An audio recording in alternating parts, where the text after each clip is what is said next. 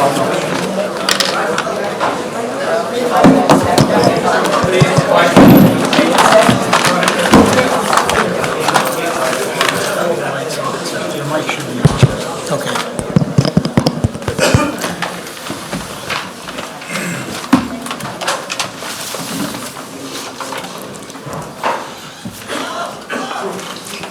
Scott, you ready? Okay, good evening. Welcome to the Planning Advisory Board meeting of July 18th, 2024. Please stand for the Pledge of Allegiance led by Member Chabina. All right. I pledge allegiance To the flag of the United States of America and to the republic for which it stands, one nation, under God, indivisible, with liberty and justice for all. Okay, thank you. Secretary Byrne, please call the roll. Certainly. Chairman Stanko. Here. Member DiLeonardo. Yeah. Member Chabina. here. Member Warner. Here. Member Castellane. Here. Member Byrne is present. Chairman, you have a quorum. Okay, thank you. Format for the meeting this evening includes a presentation from the applicant, and then any questions or comments from the board that they may have, and then any interested parties may speak and address the board regarding the application. In the interest of time, I would ask that try not to be repetitive so we can get, and be brief so we can get through as many comments as possible tonight. And anyone who wishes to speak, we ask you to come to the podium and state your name and address for the record. We have one item this evening on the agenda, 320 Central Avenue, Bethpage, New York, 11714. The applicant is seeking a site plan approval from the Planning Advisory Board in accordance with the town's site design standards. This site plan involves the demolition of two commercial buildings, 300 Central Avenue and 320 Central Avenue, and the construction of a two-story, 16,003 square foot place of worship with associated site improvements. The proposed use for the subject property is permitted use pursuant to Chapter 246, Table 5.2 of the Code of the Town of Oyster Bay. Secretary Byrne, do we have any correspondence on this application? We do, Chairman. We have a memo from the Zoning Division dated December 12, 2023, stating that the subject property located at 320 Central Avenue, Bethpage, New York, 11714, has a Nassau County Land and Tax Map designation of Section 46, Block 112, Lots 7 and 9, and is located within the GB General Zoning District in the Town of Oyster Bay. We have a memo from the Department of Environmental Resources dated August 25, 2023, recommending the adoption of a negative declaration for purposes of seeker. We have a memo from the Code Enforcement Bureau dated March 22, 2019, stating there is an open code case for parking conditions, litter, and debris. Chairman, since this memo is old, the Planning Division contacted Code Enforcement Bureau this week, and there are currently no open code violations. We have memos from the town's Department of Public Works Highway Division dated May 21, 2019, and Engineering Division dated May 1, 2019, stating they have reviewed the site plans and have no objections. We have a memo from the Nassau County Department of Public Works dated February 28, 2024, stating that pursuant to General Municipal Law 239F, they have approved the drawings as noted. We have a memo from the Planning Division dated July 16, 2024, stating the required parking for the subject property is 155 parking spaces and 88 have been provided. We have a memo from the Planning Division dated July 16, 2024, stating that the division has conducted a review in accordance with Chapter 246, Section 6, Site Plan Review of the Code of the Town of Oyster Bay, and is referring the site plan to the Planning Advisory Board for appropriate action. We have multiple pieces of resident correspondence, including a petition signed by 120 members of the Apollo Senior Community in opposition to the project. Chairman, the board and the applicant have received copies of these correspondence from the public prior to tonight's meeting, and they all have been made part of the permanent record. And we have the affidavit of sign posting and the affidavit of mailing from the applicant. Okay. With that, we'll entertain the applicant. Good evening. Good evening, Chairman Stanko, members of the board, appearing for the applicant Howard Avertine, 2116 Merrick Avenue in Merrick. This is the application of Muslims on Long Island Incorporated for site plan approval in connection with construction of a new mosque at 320 Central Avenue in Bethpage. The property is 1.3 acres in size and is located at the northwest corner of Central Avenue and Stewart Avenue. I was looking for the IT gentleman, maybe he can put up on the monitor.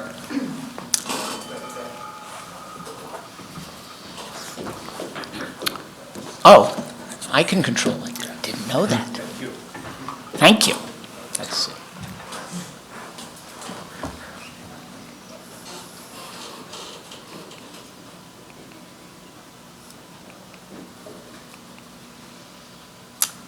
Okay, the site plan drawing C-7.1, this is the latest iteration and depicts the site plan that we're seeking to have approved this evening.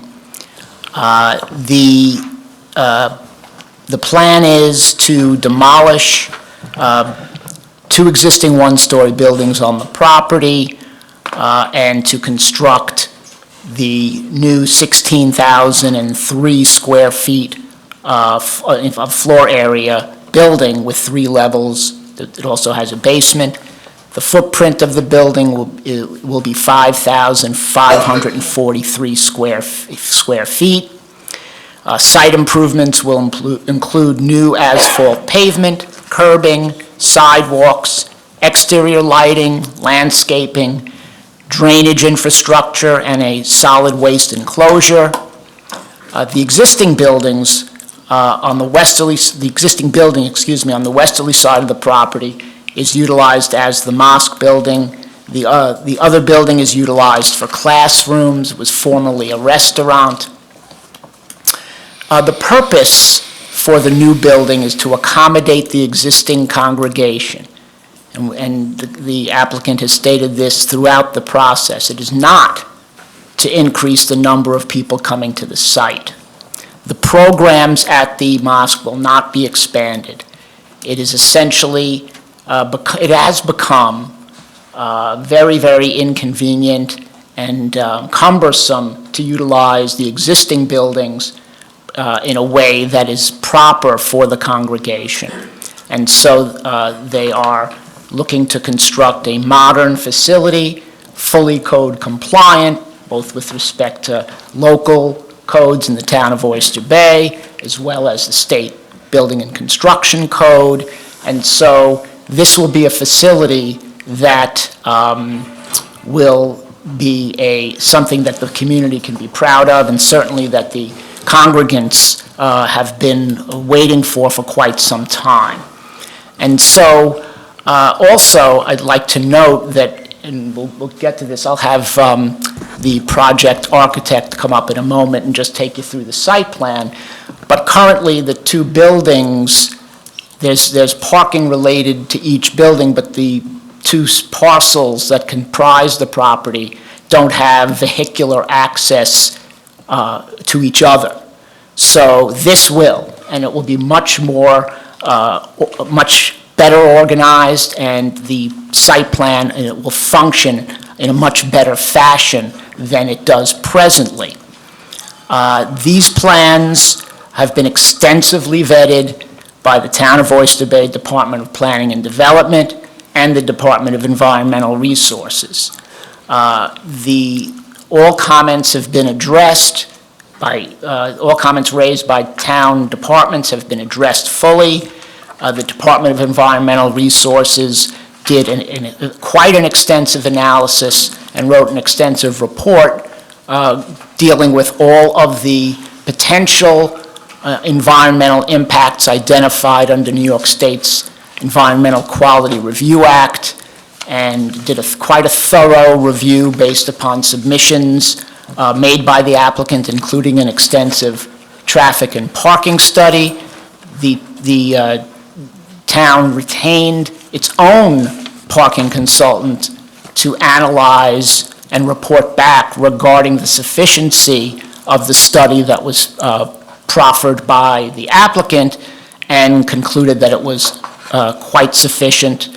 And as a result of that, the town's Department of Environmental Resources in its memorandum to the Planning Advisory Board, has recommended that the Planning Advisory Board, as lead agency under seeker, that it adopted a negative declaration, which means that it's a conclusion that the proposal before the board will not result in adverse environmental consequences. It has also been reviewed, and this is quite important as well, it has also been extensively reviewed by the Nassau County Department of Public Works, which has jurisdiction over both Central Avenue and Stewart Avenue. And of course, this board is very familiar with the process under 239F of the General Municipal Law, whereby applications which involve impacts to county roads are reviewed and must be approved by the Nassau County Department of Public Works before they can proceed. The Nassau County Department of Public Works has approved the plans that were before you. They had comments that were all addressed, and as a result, that is also, those approvals have also been obtained. The other issue, I think that one of the primary issues that folks are concerned about, and maybe that this board is concerned about, is the need for a parking variance.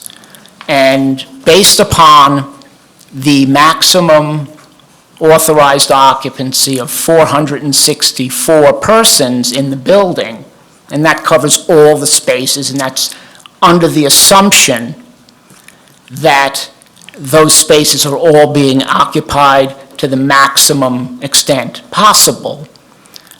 88 spaces are required based upon a parking formula of 1 space required per 3 authorized occupants. So my math skills are weak, but I did manage to figure out that if you divide 464 by 3, you come up with 155. So that's how it was calculated, that the parking requirement is 155, 88 spaces are provided on site.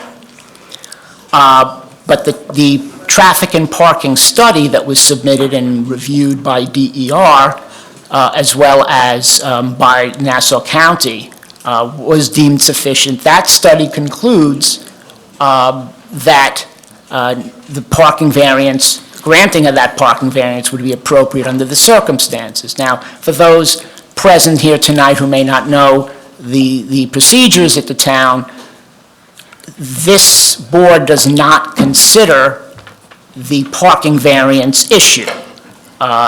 If indeed this board approves the site plan before you, then the next step is going to be an application to the zoning board for a parking variance. So what we're here for tonight is the site plan. And the site plan, does the site plan comply with the site plan regulations? And does it comply with the town code? We've already heard from Member Byrne that the property is located in the general business zone. This use, a religious use, is permitted use in the general business zone. So there's no issue as to the use being permitted. And as far as the design of the site, which is really the major issue before this board this evening, all of the town's site plan requirements have been satisfied. We've met them all. The issue then, the only area where there is not compliance is the parking regulation, and that's for a different board. So, but I would like to state in regard to that, because as I said before, we've said all along that the goal here is not to build a facility in anticipation of huge growth that's going to invite an occupancy of 464 people, notwithstanding the fact that this building can hold that many. And to buttress that point, the applicant is offering up tonight, and it will also offer this up at the zoning board hearing when that occurs, that a voluntary cap of the occupancy to 264 people. That is considerably less than what the building can accommodate, but the applicant does not feel that there's going to be a need to exceed that number. And the reason I selected that number, or we selected that number, is because with an occupancy of 264, the number of required parking spaces would be 88, the number that we're providing on site. So we openly consent to it, we agree to it, and we would expect that if this board approves the site plan, that condition be attached to any approval this board issues, and it would also be attached to any variance that the zoning board issues. So I think that that's an important issue that I wanted to bring up right at this point so that we would have that dealt with at the top. So at this time, what I'd like to do, unless the board has questions for me, I'd like to introduce the project architect, Brian Fisher, who prepared the site plan that you see on the screen, and just sort of take the board and those who are here through the site plan, the points of ingress and egress, the driveways, the internal flows, and similar items. I presume no questions then at this point? Just I go just have a ahead. question. Surely. You say that they're willing to limit the occupancy to 264? That is correct. That's for any service or any event that they have or anything like that? Yes. And how are they going to enforce that? Well- They're going to have somebody at the door with No. with a clicker? No, Member Warner. It would be no different than the manner in which the occupancy authorized under the building code of 464 would be enforced. These are, we know what our experience is. Typically speaking, we have, if I could just pull up the number here, just give me a second. So, on Fridays are the busiest prayer days. And on a typical Friday, I'm not speaking about high holy days or during the month of Ramadan, but the 1 p.m. service that they hold on Fridays will generally have 200 to 225 attendees. And so that's clearly below the limit. And the important thing to note about this building, the way it's designed and intended to be utilized, is there are several different spaces, but they don't all get utilized at the same time. And you have the group of people that are there, and so they'll be in the main prayer room for the services, but then they'll go into a different section of the building for a different activity. So it's not as if we're all kinds of different activities are going on within the building at one time. So the point being, we are very, very comfortable that we would never exceed that number. And we all know about occupancy limitations. This room has an occupancy limitation. No one is here to count the people to enforce it right now. And so you have that, but the point is, there can be enforcement. The Nassau County Fire Marshal typically enforces occupancy violations to the extent they exist. I've seen it in nightclubs and similar type situations. But it is a self-policing type of thing. And again, the post, we would consent that not only is it in the decision and in any records at the town dealing with this approval, but the occupancy sign postings will reflect that number rather than the state code number, and we agree to that as well. So I think the applicant is basically trying to say to the board that we're going to do everything we can to make both the board, the town, and the community comfortable with what we're trying to accomplish here and be the type of community member that we have been since 1998.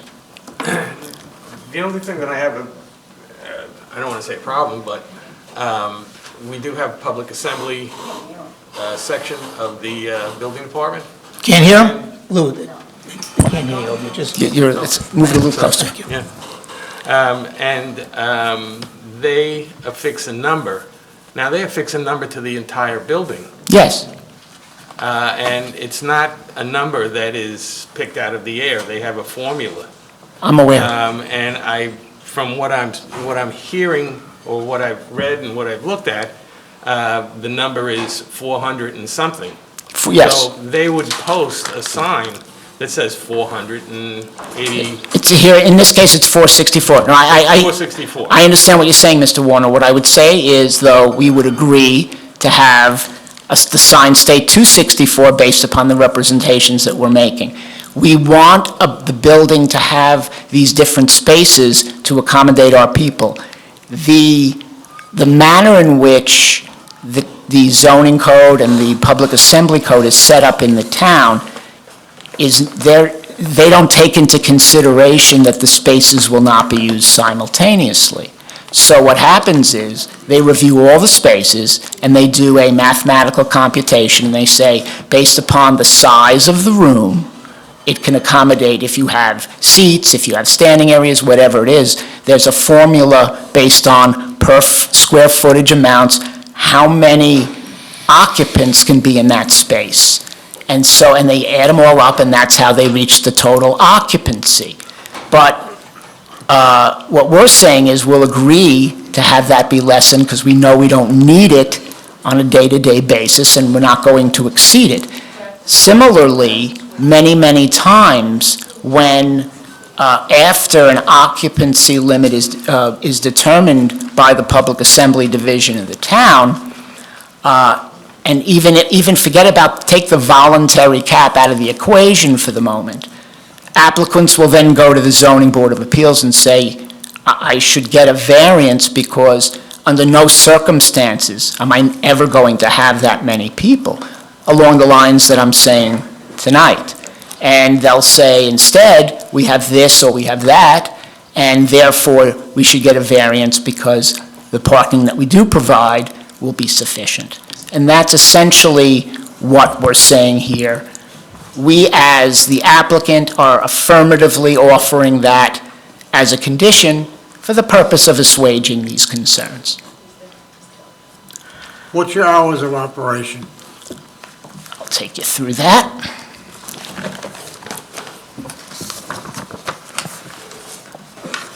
There are daily prayers. There's early morning, which generally is, I believe, in the 7 o'clock range. Then there's midday, and then there's afternoon, except for Fridays, and then there's sunset, and then there's night. So you have generally 5 separate prayer sessions. Other than Friday, typical attendance at any of these prayer sessions is in either 30 to 40 people maximum would attend.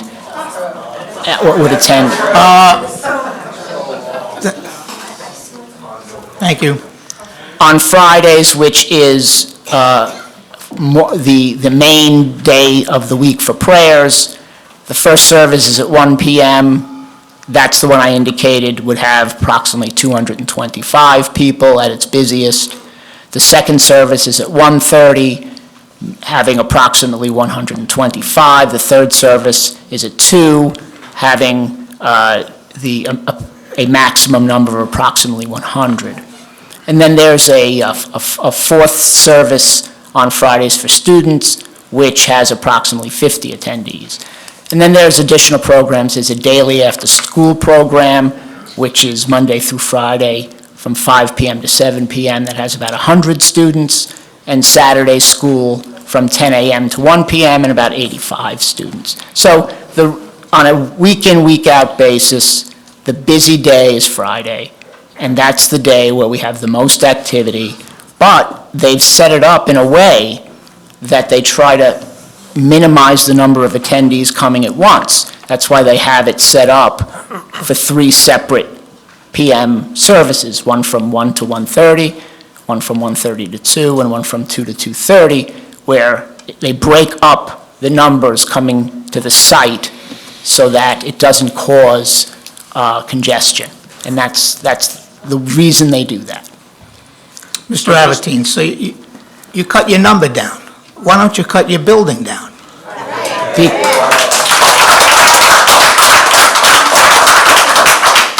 You cut the number down yourself to 200. That- 30 people, whatever it is. Why don't you cut the building down and get more parking? The applicant has the need for the various rooms that they're proposing, and with all due You said respect... you know your group. You know your group. We're willing to go 200, 225. No, 264 was the number Then you said, I'm talking about, this is the experience. we're willing to cut down to, am I right, 200, 220, 200 to 264. 225? No, 264. From what?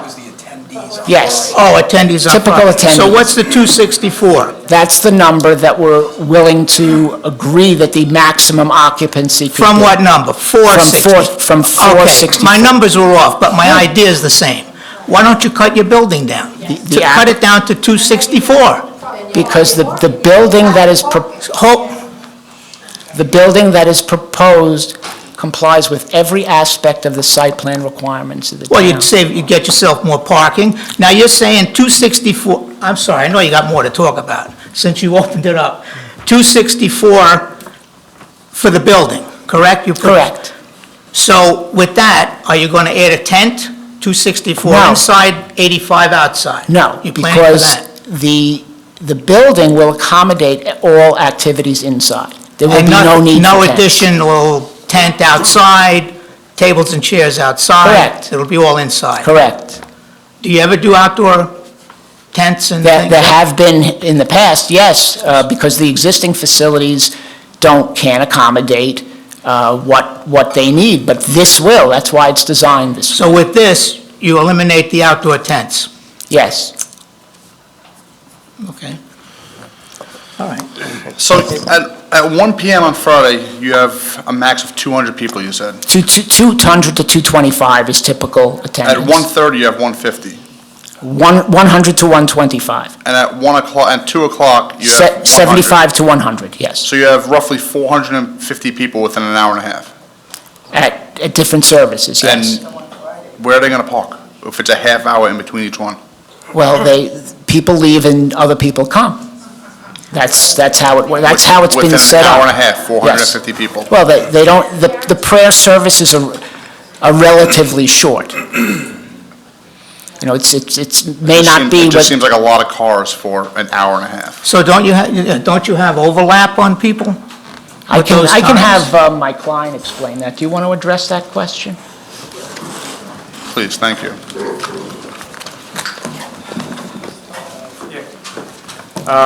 My name is Imran Magda. I'm part of the Board of Trustees of Muslims on Long Island. Have been a resident of Plainview for over 20 years. To address the issue that Howard is talking about and the question that you have raised, each service on the Friday, we have 4 services actually, not 3 services. The first one starts at 1. The second one starts closely around 2 o'clock, and then 3 o'clock, and perhaps 3:30. Each service is about 30 minutes long. So there is some overlap of individuals coming in and out of the parking. But, you know, because of the difference between the 2 services, which is 15 to 20 minutes, people are able to exit the property, and then the next batch of individuals come. But as Howard mentioned, the real issue with respect to the parking overflow typically occurs during the first service. In our estimation, and we have, you know, individuals that typically work the parking lot to make sure that individuals are not parking on the street or across or in front of neighbors' driveways and whatnot, right? Typically during the first service, the overflow is between, I would say, between 10 to 20 cars at times. The second service and the third service and the fourth service typically don't have the parking overflow problem where individuals are parking outside on the street. So hopefully that answers the question. Okay. Just All right, two go ahead. questions on Go ahead. that. Yes. Currently, how many parking spots do you have now for your, Currently, we have 88 parking spots. you have the 88? No, it's either 88 or 89, if my numbers are correct. And Brian. your attendance, the attendance for services, or roughly how many attendees? So each, like if you're talking about Friday, each service is different. The first service is the busiest. We typically have between 200 to 225 people. That number drops, for the, second and the third service. I do have the numbers in front of me, so the second service typically accommodates between 100 to 125 people. The third service is even lesser, which is between 75 to 100 individuals. And then the fourth service is usually just for the students, Yeah. which we typically have about 50 students. So we're looking at about the same parking for the current facility as we would for the new one? That is correct. Do you ever have a problem with overflow of parking now? During the first service, yes, we do. All right, so where do those people go then? They typically park on the streets. It's about 15 to 20 cars that usually park on the streets. Okay, We don't want to get too much into parking. I'm just trying to get a feel because Yes. it's over. It certainly is. did you hear me in the beginning? I'm only kidding. Okay, all right. Because I just want, just finish. Go I'm ahead. looking at a building it's a beautiful building, it's designed and to be used. But it's hard for me to think that you're going to design it for 464 people to use it and cut it down to 225. I mean, it So- just doesn't make any sense. It just doesn't fit the grid here.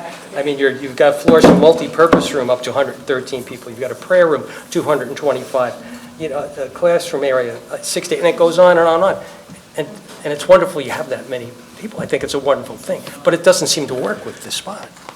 Yeah, I mean, again, what we're trying to convey to the board is our existing congregation at our peak times are usually around 250 individuals, right? Of course, the total occupancy is 464, but that assumes that we are, using all these spaces within the building, whether it's the classrooms, the prayer area, the bathrooms, the library, the offices, everything simultaneously.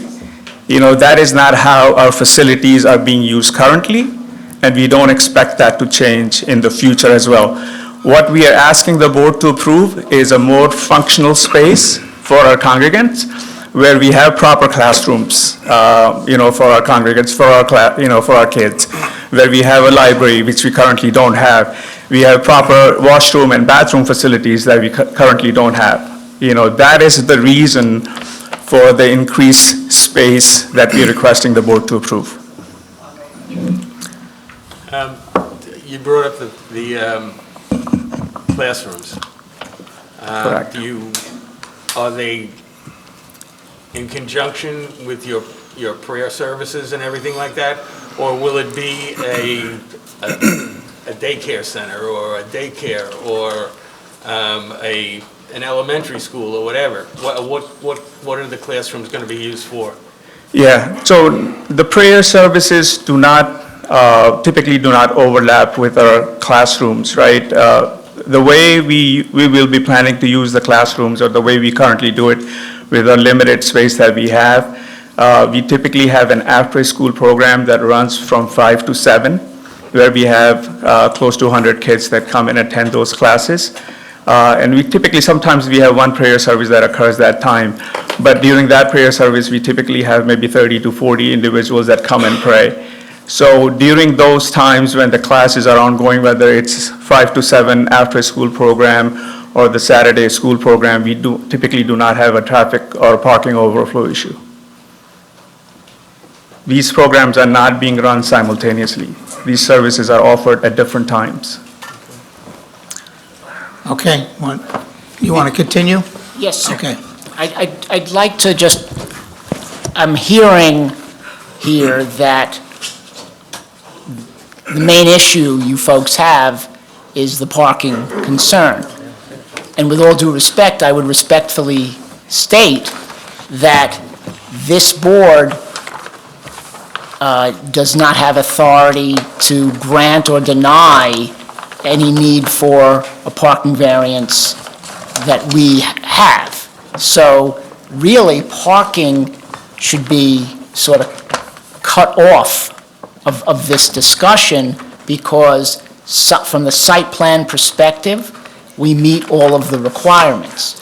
To the extent that parking is an issue, that is going to be dealt with at a hearing before the Zoning Board of Appeals in this room in the coming months, and all the issue regarding whether we provide enough parking and whether our proposal and our evidence justifies, whether it be based upon the cap to the occupancy or other considerations, whether the variance should be granted.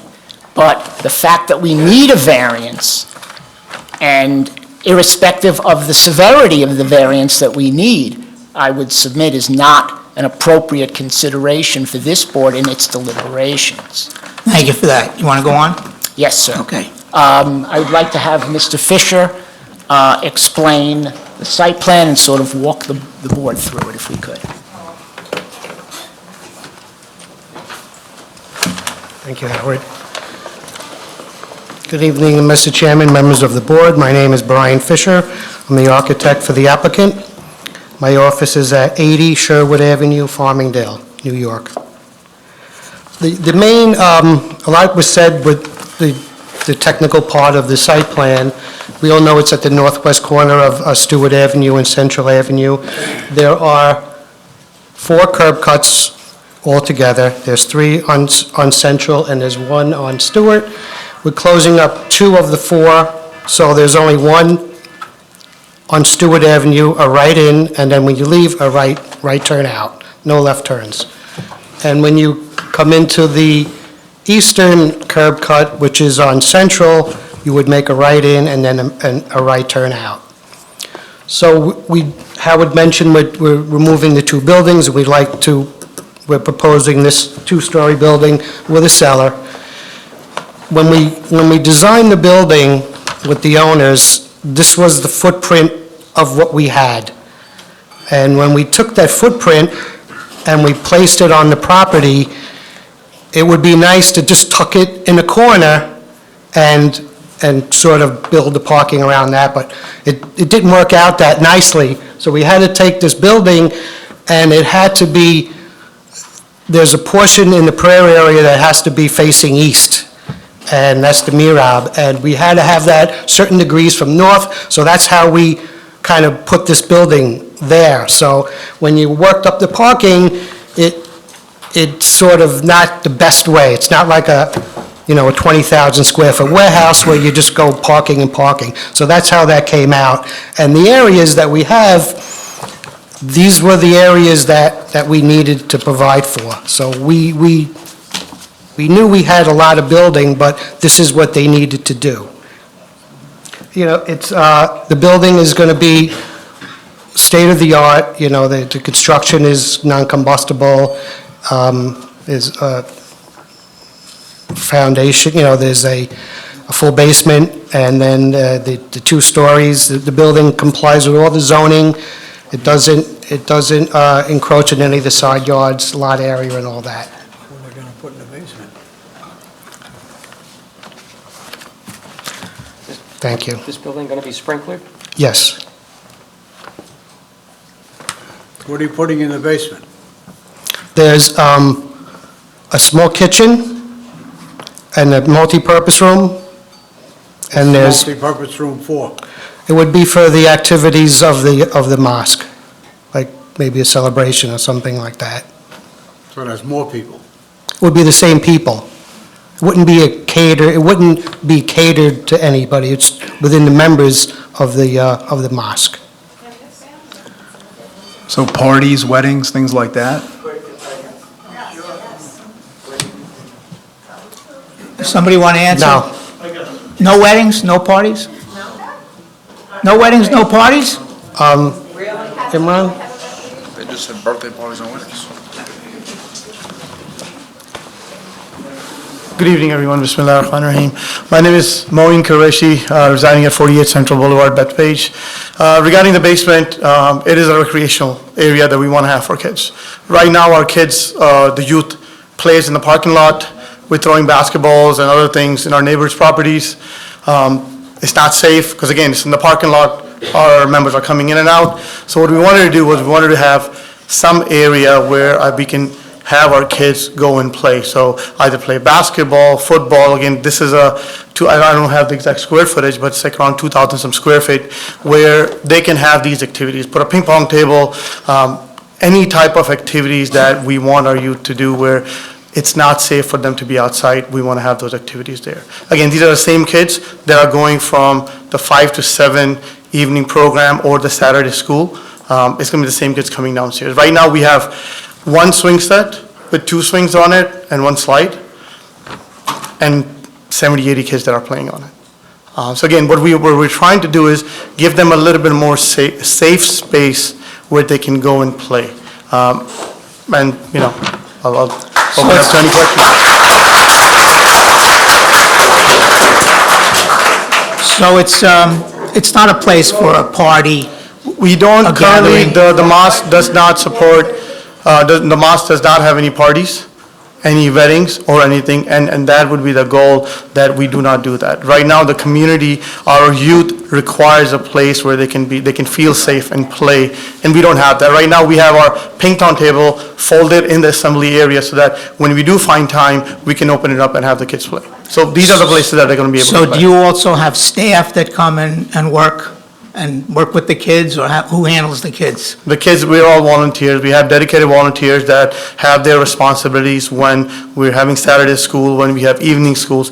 These are the people that are going to be going down with them and making sure the kids are being chaperoned. Nobody just gets left openly. But again, if you leave 70 kids open in a parking lot, you know, I'm sure you guys have kids, grandkids, you know the chaos they're going to create. I didn't mean that, but, so you don't have any, to use another word, staff, it's all volunteer within the We have dedicated congregation. staff in the mosque, for the mass, and dedicated volunteers, and a combination of volunteers and our staff manage all type of facilities that we So provide. how many staff do you have? Altogether, we have, I believe, we have almost 10, number of 10 individuals, but that includes our priests, our Mosins. I'm not even counting them as staff. But they help out. Again, the whole point is Right. this is a community center where even our priests, even our property manager, everybody helps out in all these things. So they come in cars, so then now you're taking up 10 spots. They come in cars or they walk. A lot of the members, including myself and a lot of folks sitting here, we live within the 5-minute walking distance. So either I'm walking, or if I'm feeling really lazy, I'll drive in. Yeah. So a lot of these individuals, they either walk or they'll bring in the cars. Okay. All right, thank you. Any other questions? No. No, you got one? Go ahead. The plans on here, I was just, are we going over the? No, go ahead, ask them. I was concerned with loading. What is that on the one that backs up to the residential properties?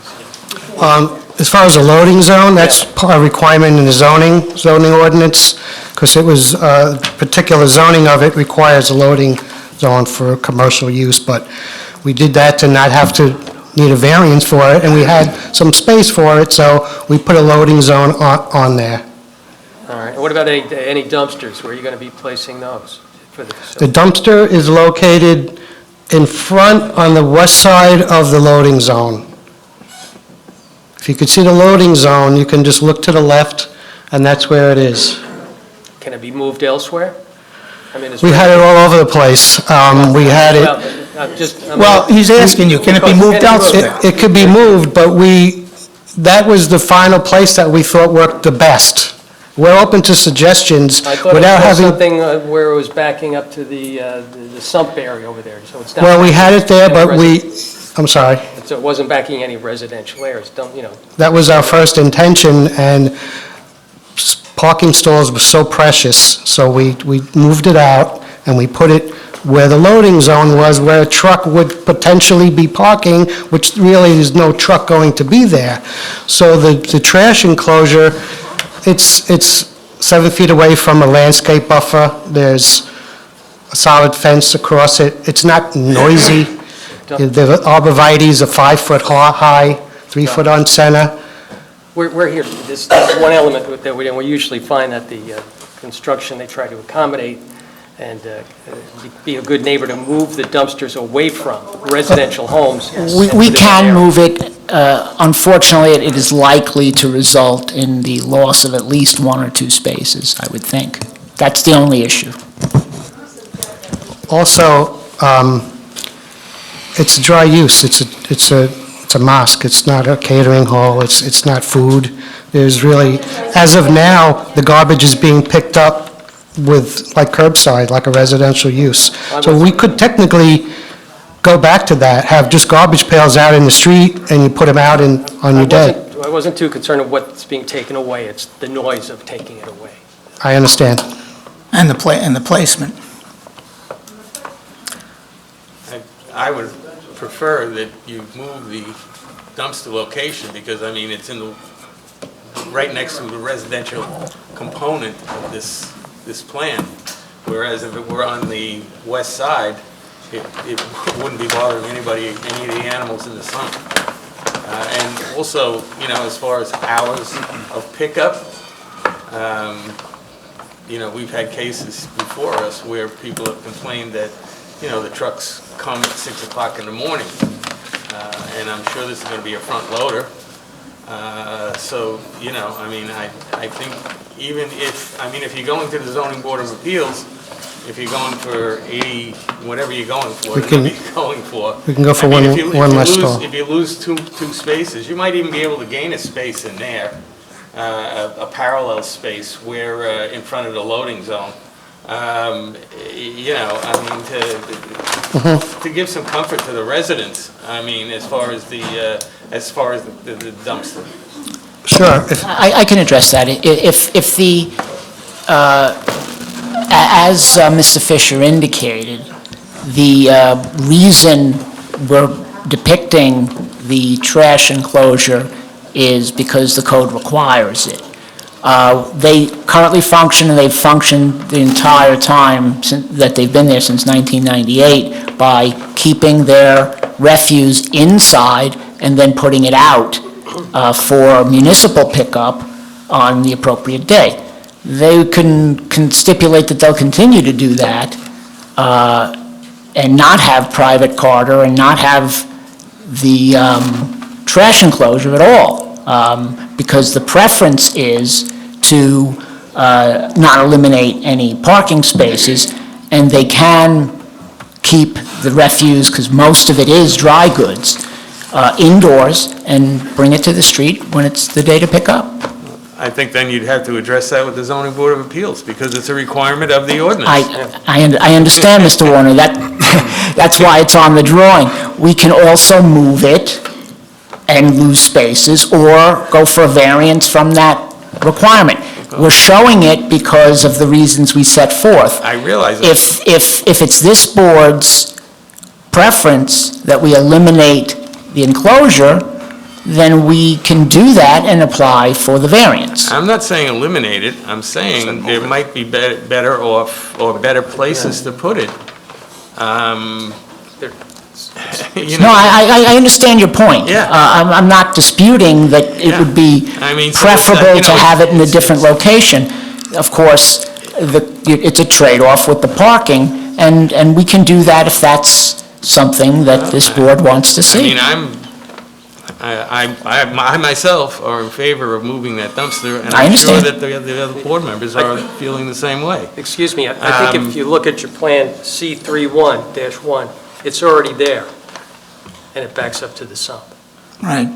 That's what Yeah, we that have. was I think that was a prior, that was the prior That's plan. the one we have. That's the what one we we have. have. I think you also have, you have this one certainly, That's why because, Yeah, we have that one. The latest change is on the C7.1. When the plans were approved by the county, we went to them and asked them, do we have to go through this entire review process? They said, no, just send us the 2 things that you wanted to do. And we did that, and they approved that full set as noted. So the clouded area really just shows where the curb cut was closed, and the dumpster is actually not clouded, but the sheets, other than 7.1, are a little, they're not current. But that's the only thing that's different about those, is the trash location. Yeah. Also, if we don't go to the Board of Appeals for the, we can just take that out, take out the loading dock. Yes. So I consulted with the applicant, the applicant's representatives. We have no problem moving it to the prior area. We recognize that there's going to be potentially a loss of a couple of spaces, but we'll deal with that. One spot, I believe one. Oh, Mr. Fisher's saying one space. one spot. I think you better start with the Anything people. else? Do you have anything else, Dan? No- Anybody nothing- else to come up? I have my traffic and Bring 'em parking up. witness. Yeah. Well, I don't have to bring him up unless you have questions of Well, him. bring them up, we'd like to hear them. I just have two more things. You did the site plan also, Mr. Fisher? Yes. Yeah. In reviewing it, I noticed that you do not have a detail of the parking spaces. The town requires, I call it California, it's the double line striping for the parking spaces. You do have a detail for the handicap. Yes. But you don't have that detail. I Well, would like you to add that Not detail. a problem, we'll put that on the Okay. plans, not a problem. And, you have some spaces shown on the site for purpose of heavy snowstorms, snow storage areas. Yes. I didn't see, but I could have missed it, that you have something on your plan that says in the event of a heavy snowstorm, you would make arrangements to truck or remove the snow from the site. Yes, we can do that.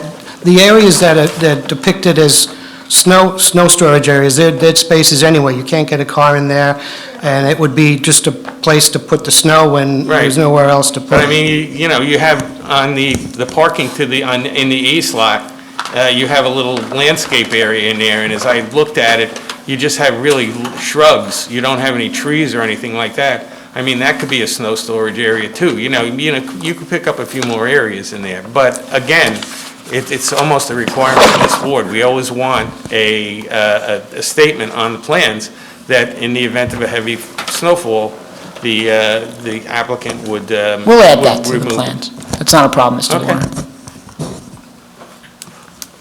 I think the note is on, the note should be on. Well, if it's not. It's already there.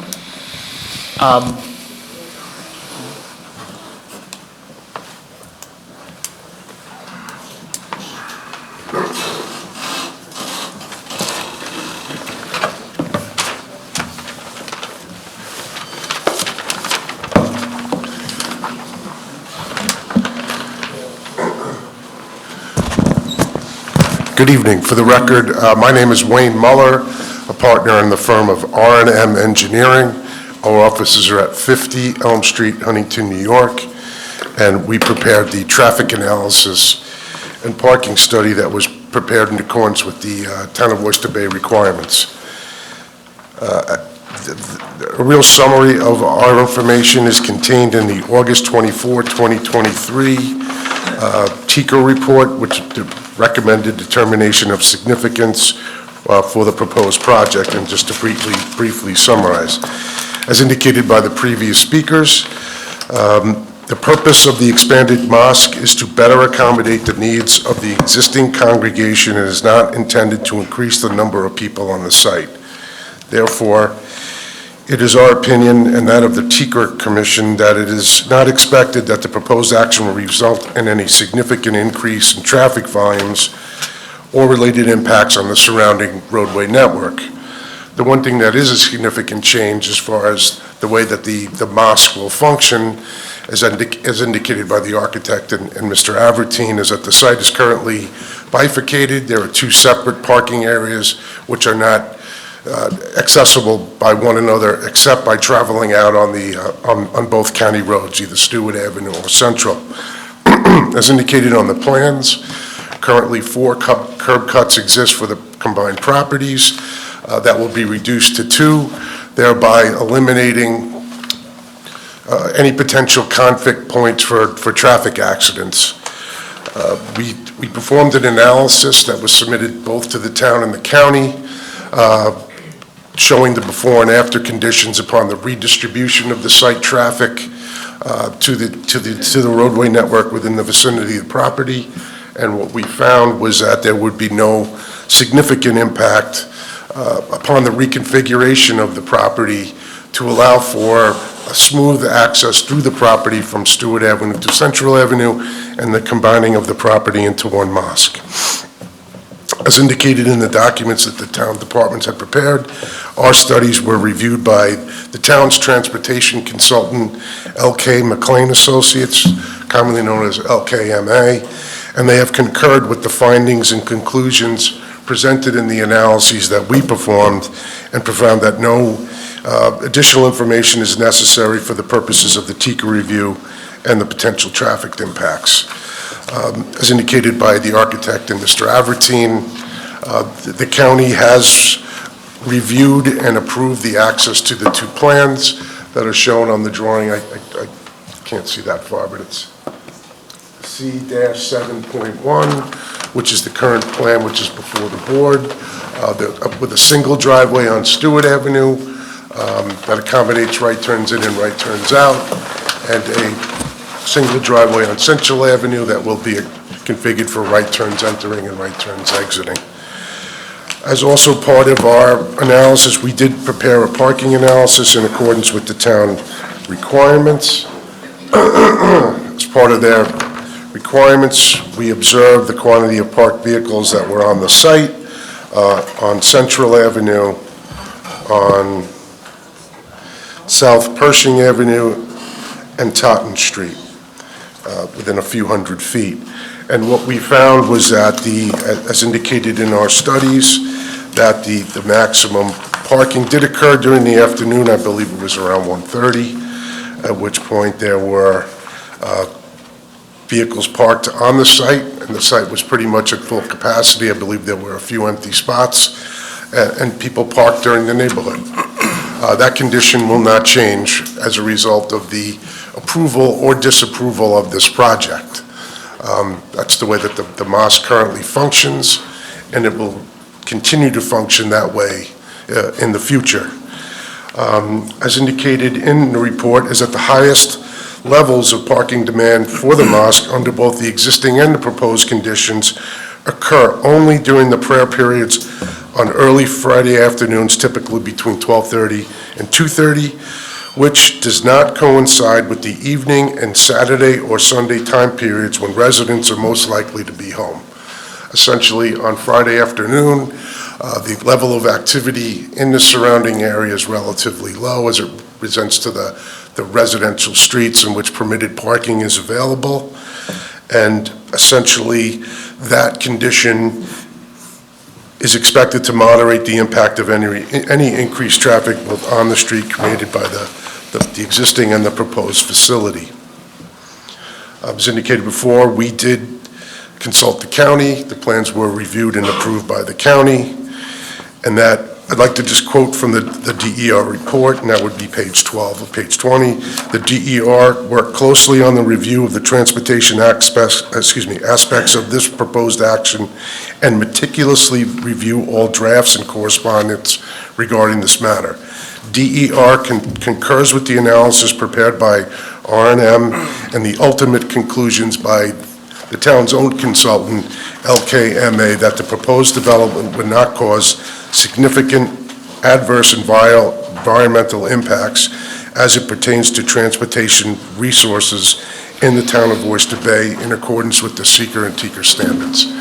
So as indicated by the applicant, Mr. Avertine, and based on the analysis that we performed, we don't anticipate any significant changes in the level of activity as a result of the approval of this project. It is mainly to provide areas in which the parishioners to the mosque can safely and efficiently pray during the various different time periods. And as indicated by Mr. Avertine and the applicant, the various different areas within the building are not used simultaneously, and that's why there will be no significant changes in the level of activity. Thank you. So between 2:15 and 2:30 on a Friday, how busy is it? I'd have to pull out that information.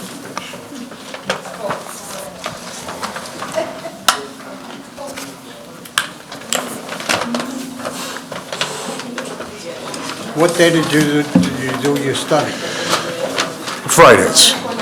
On Friday? Yeah, that's the peak time. What? Thank you.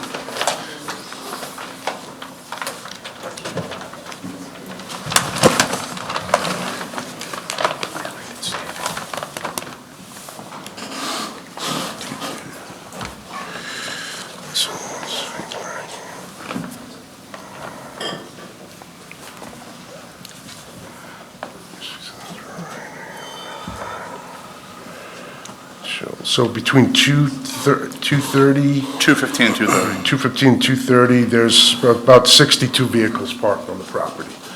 The peak occurred at 1:30, so the level of activity starts to drop as you go later in the day. So at 1:30, between 1:30 and 1:45, the buses are trying to get to Bethpage High School, right? Sure. And their dismissal's at 2:15.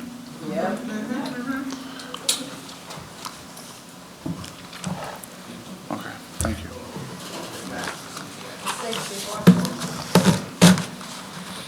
Anything else? Are there cars double parked on Fridays? Excuse me? Are there cars double parked on Fridays? Not that I was aware of. We did not observe that.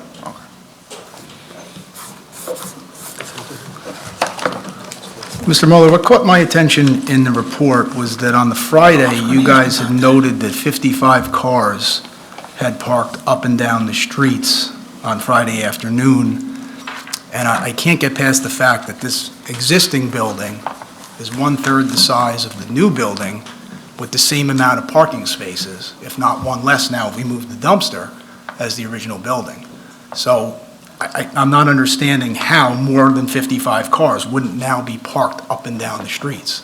It would be the same amount of cars essentially, because when we did our studies, what we found was that the on-site parking wasn't necessarily full, and the vehicles parked within the street, so it's going to essentially even itself out. And I believe that what we had indicated in our reports was that based on the observations of the areas that we looked at on street, about 25 and 30 vehicles were parked associated with the mosque, before and after, maximum. And that condition will not change. Okay. Well, If this project were not approved, conditions would remain the way that they are today, and the cars will still be on the street in the proposed condition. Again, the applicant has made representation that they are not proposing this facility to increase membership, but to accommodate the existing membership. Yeah, we understand that. That's another concern, and you get back to the issue. I get concerned when I go there to inspect, and that it's needed to have a special sign that lot is full. And it must be that it does fill up on occasion. Well, I think part of the reason for that, as I indicated earlier in my testimony, as shown on the plan, is that currently now the mosque is on the westerly parcel, and there is no way to travel from the east to the west. So for instance, if someone was to come to the easterly property to park, and that lot was full, they'd have to travel on the roads to get back to the other one. That's the reason why they do that, in certain instances. But yeah, the lot is going to be full, in both the existing condition and the proposed. There'll be no change. On Friday, during that peak time. So you would see traffic, the parking would be unable to handle the traffic, the parking. Not that it situation. doesn't, that it's unable to handle it. It does accommodate it on-site and within the surrounding street network in the legal parking spaces. And I would like to point out that we did a little research on other religious institutions that are currently within, I'd say, 1,000 feet of the proposed project. So the first one that we looked at was St. Martin of Tours, which is located about 1,000 feet to the east of the property. That has a building footprint of 24,400 square feet that we've measured from Google Earth. But there are 2 or 3 story components in there, so the actual square footage is probably tremendously larger. They have 88 spaces on site. That's it. St. Paul's Lutheran, located about 300 plus or minus feet to the north of this site. 0 parking spaces on site.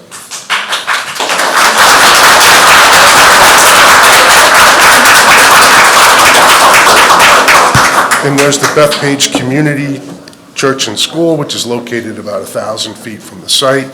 They have 31 spots. And then there's the Experience Church at BAG, which is located 900 feet from the site. They have 56 spots. So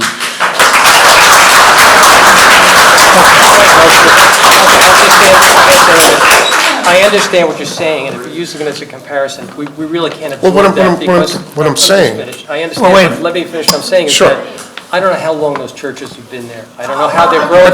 I don't think it matters. It doesn't matter. The fact is whether or not they have a problem with parking or not, I'm not aware of it. I'm not aware of the Well- size of their congregation. Well, I think my point- Let him, can you finish, please? We're only I'm sorry. looking at what we have now, and that's I understand. all I'm going to go by.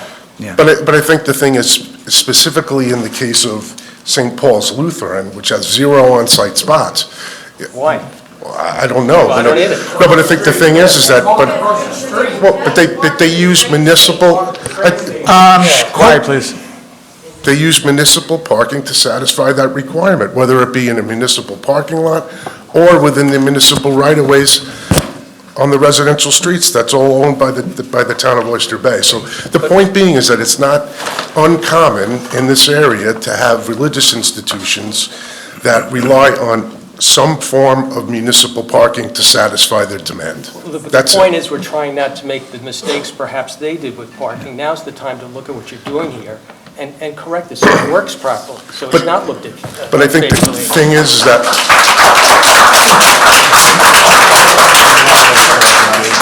if this project isn't approved, the situation will exist. So the one thing that you are solving by approving the site plan that's before the board today is the improvement in the circulation around the site and the ability to cars to come in off of Central, go through and exit out on Stewart or vice versa. So, without having to, the bifurcation of the 2 sites. Thank you. That was my point. There is a betterment in the site circulation. The parking conditions are what we observed, as in our reports. And we're not here to say that the vehicles don't park on the street. They do. And they will continue to do that during those peak times on Friday. Did you observe any on-street parking and drop-off? A lot of the correspondence that we received, some of the residents noticed people stopping on Central, running across, creating dangerous situations. We did observe people from the facility parking on the south side of Central and crossing just in the middle of the street. I don't believe that's a wise choice. As you can see from the drawing to my right, the board's left, there is a fully signalized intersection of Central Avenue and Stewart Avenue.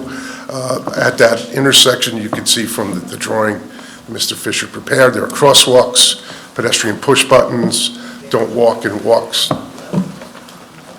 pedestrian indications. If it was me, I would use that. In these traffic studies, do they come up with any traffic accidents?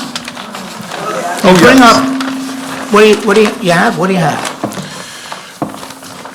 Bear with me a moment. I'll Yeah, dig the info out. Take your time. Again, the study that we prepared is fully in accordance with the requirements of the town of Oyster Bay and also the county. And the town has a pretty voluminous list of information that they would like prepared, and we complied with all those requirements, otherwise we wouldn't be here tonight. So yeah, we looked at primarily accident data from the New York State DOT from 1/1/2017 to 12/31/2019. And the reason why we selected those timeframes was because this study was prepared. We didn't want to include the pandemic data because their level of activity in driving for a long period of time was low, and therefore the level of traffic accidents would be low. What were your dates again? 1/1/2017 to 12/31/2019. So 17 to 19 approximately, okay. Correct. Yeah, we didn't include Okay. anything because things got a little funky there. I think we can all agree to that. So what we found was that there were no fatal accidents recorded at that intersection, and that essentially rear-end and overtaking accidents were the most frequent collision types, which is common at signalized intersections. The accident rate is above the statewide average that we computed, and that's in the report. And there were no accidents involving pedestrians or bicycles that were included in the data range that we obtained. And how many? Do you have a number? I do have that in my report.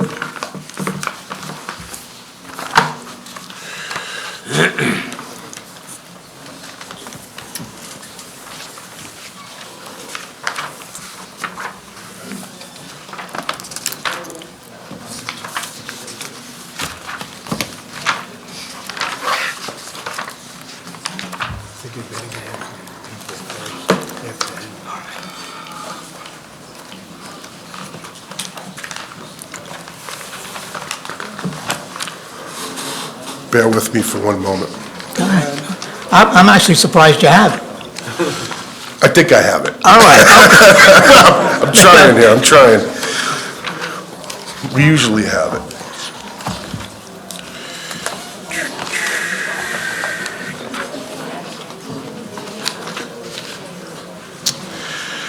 In that 3-year span, a total of 57 accidents.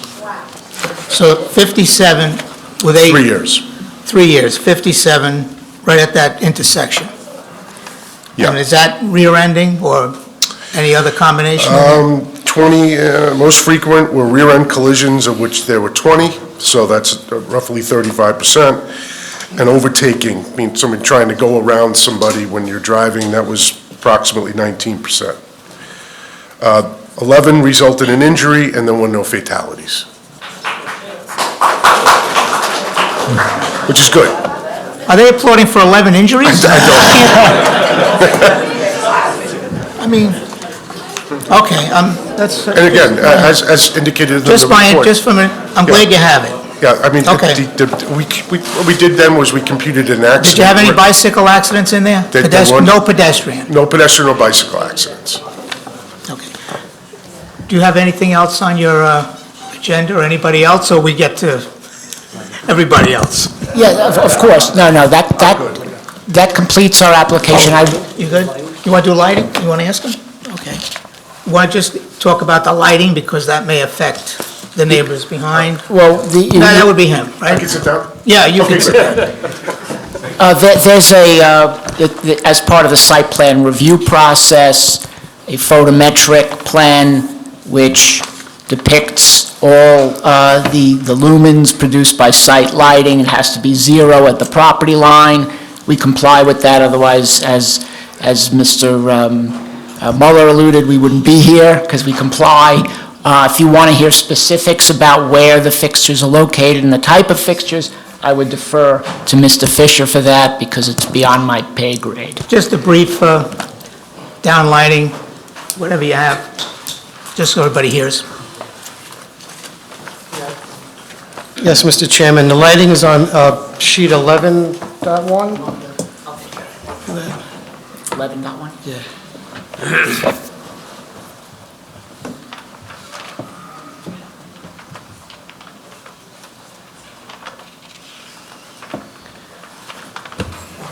So that's the lighting plan. So the dark rectangles are lights on poles on the perimeter, and they're all facing in, and they've been designed to have 0-foot candles past the property line. They comply with the height, maximum height is 14 feet, and they're 14 feet. So the higher you can go, the less you need, but we made it that height, so you need a few on the, around the perimeter. They comply with all the lighting standards for the town. Are they on a timer, or? They'll be on a timer. And there's several around the building that shine down for security, so there are really no dark spots on, the low lighting levels at night, so when people are leaving at night, they'll have the proper lighting. Okay? Was any thought ever given to a generator? Yes, but Emergency generator? we do not have that on the plans. Yeah, I know. That's why I'm asking. Was there ever any thought given to it? Or any discussion about a generator? No, we have not, Okay. but we're open to that. Sorry? We're open to discussing that. No, I mean, I was just wondering, with the location, because, these generators are sometimes a nuisance, because, they have to cycle every day or every week or whatever it is. And, we, as a board, do not like to have them in the vicinity of residences. That's the only reason I asked the question. We have no plans on it, on a generator. Okay.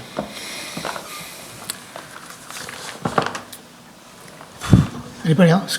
No? Okay. Thank you. Thank you. Unless the board have further questions, that completes our main presentation. I would appreciate the opportunity at the conclusion to address comments and to make a summary statement. You'll have time for that. Thank you. What was I going to ask you? It'll come to me. All right. If you'd like to speak, we'll get you one at a time. We have the documentation, concerns, if you'd like to speak on behalf of or not on behalf of, and let's try to be brief so we can get through as many people as we can. Just state your name and address and come and speak from the podium. Why don't you come up? You've been doing all the talking the whole meeting.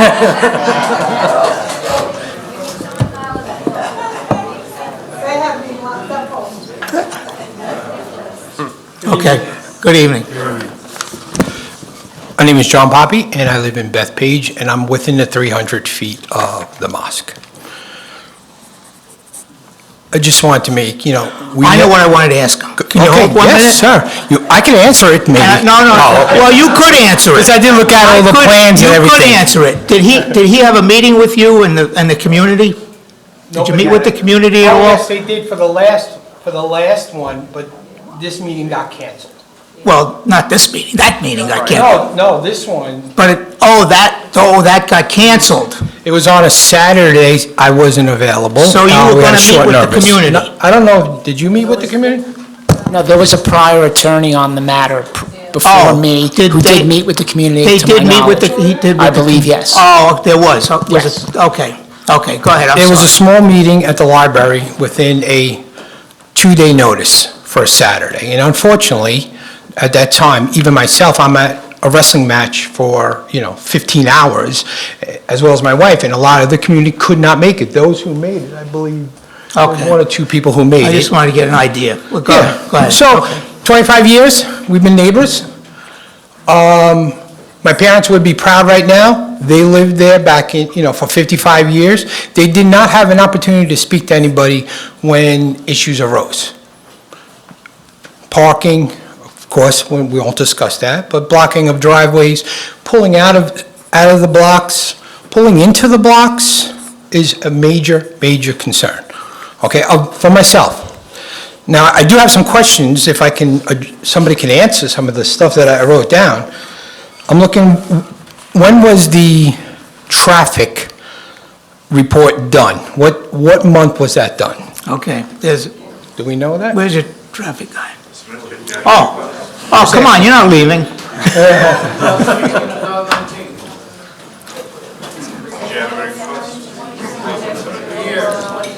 All right, So the day that you drove... I just need to, Okay.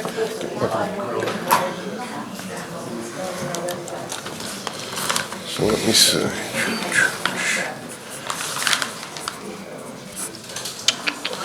We collected the data Friday, October 22nd, 2021, and Friday, October 29, 2021, from 12 to 6, and then we went back based on the town comments, and I believe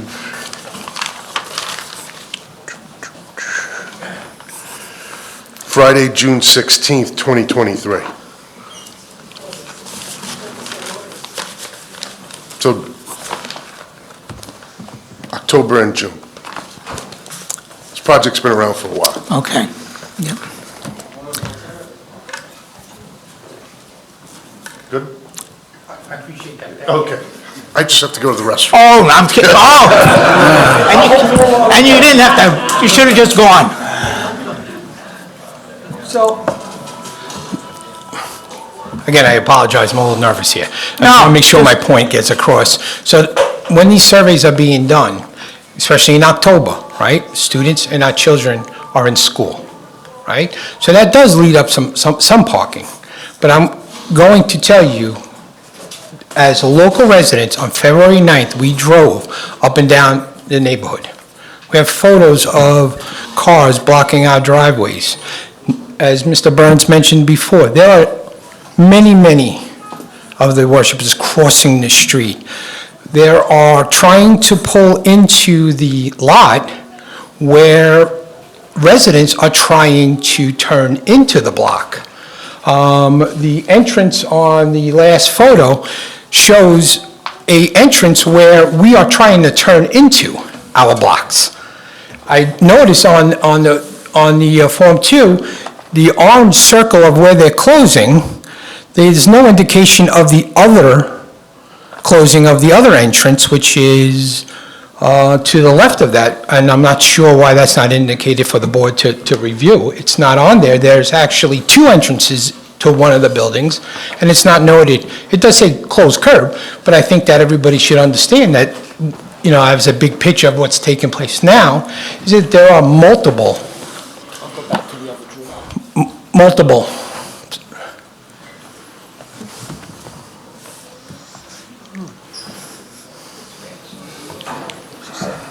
That's okay. Yeah, sure. There's going to be one entrance and exit. You can see it on the westerly side of the property on Central, and then there's a second one on the northerly side of the property on Stewart, and those are the sole points of entry and exit, just those two on the proposed plan. I understand that, but on the proposed plan, it should also indicate that there's a third one that you're closing up. So everybody gets a big picture of what is being. No, it doesn't. There's another parking to the left of that. If you go to, I lived there for 25 years. There's another entrance there that's not indicated there. That's all. The original submission showed that entrance originally always closed. The day one, when we prepared the plans, we took that one out. So when that went to the county to look at it, it was already done. So after they approved the plans, we decided, hey, we need to close up another one. So that's why that happens. So it's kind of, it's there. It's hard to see from, 20 feet away. So if you look close, it says remove curb cut. So the two there are being closed. We're keeping the one, and we still have the one on Stewart. Okay. So, okay, great. So I will confer with the traffic report. I actually, as many of our members drive around on a Friday or so forth, there are 50 to 60 cars on our blocks.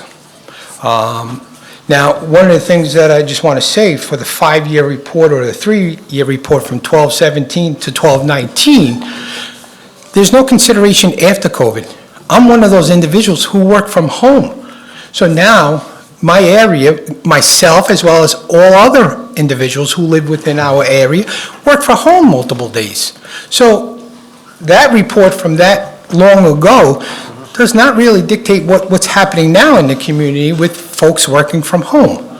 And I think that's a number that's low, as well as, just to point out, the photos that we have taken, February 9th was our day because we were preparing for this meeting that was going to take place.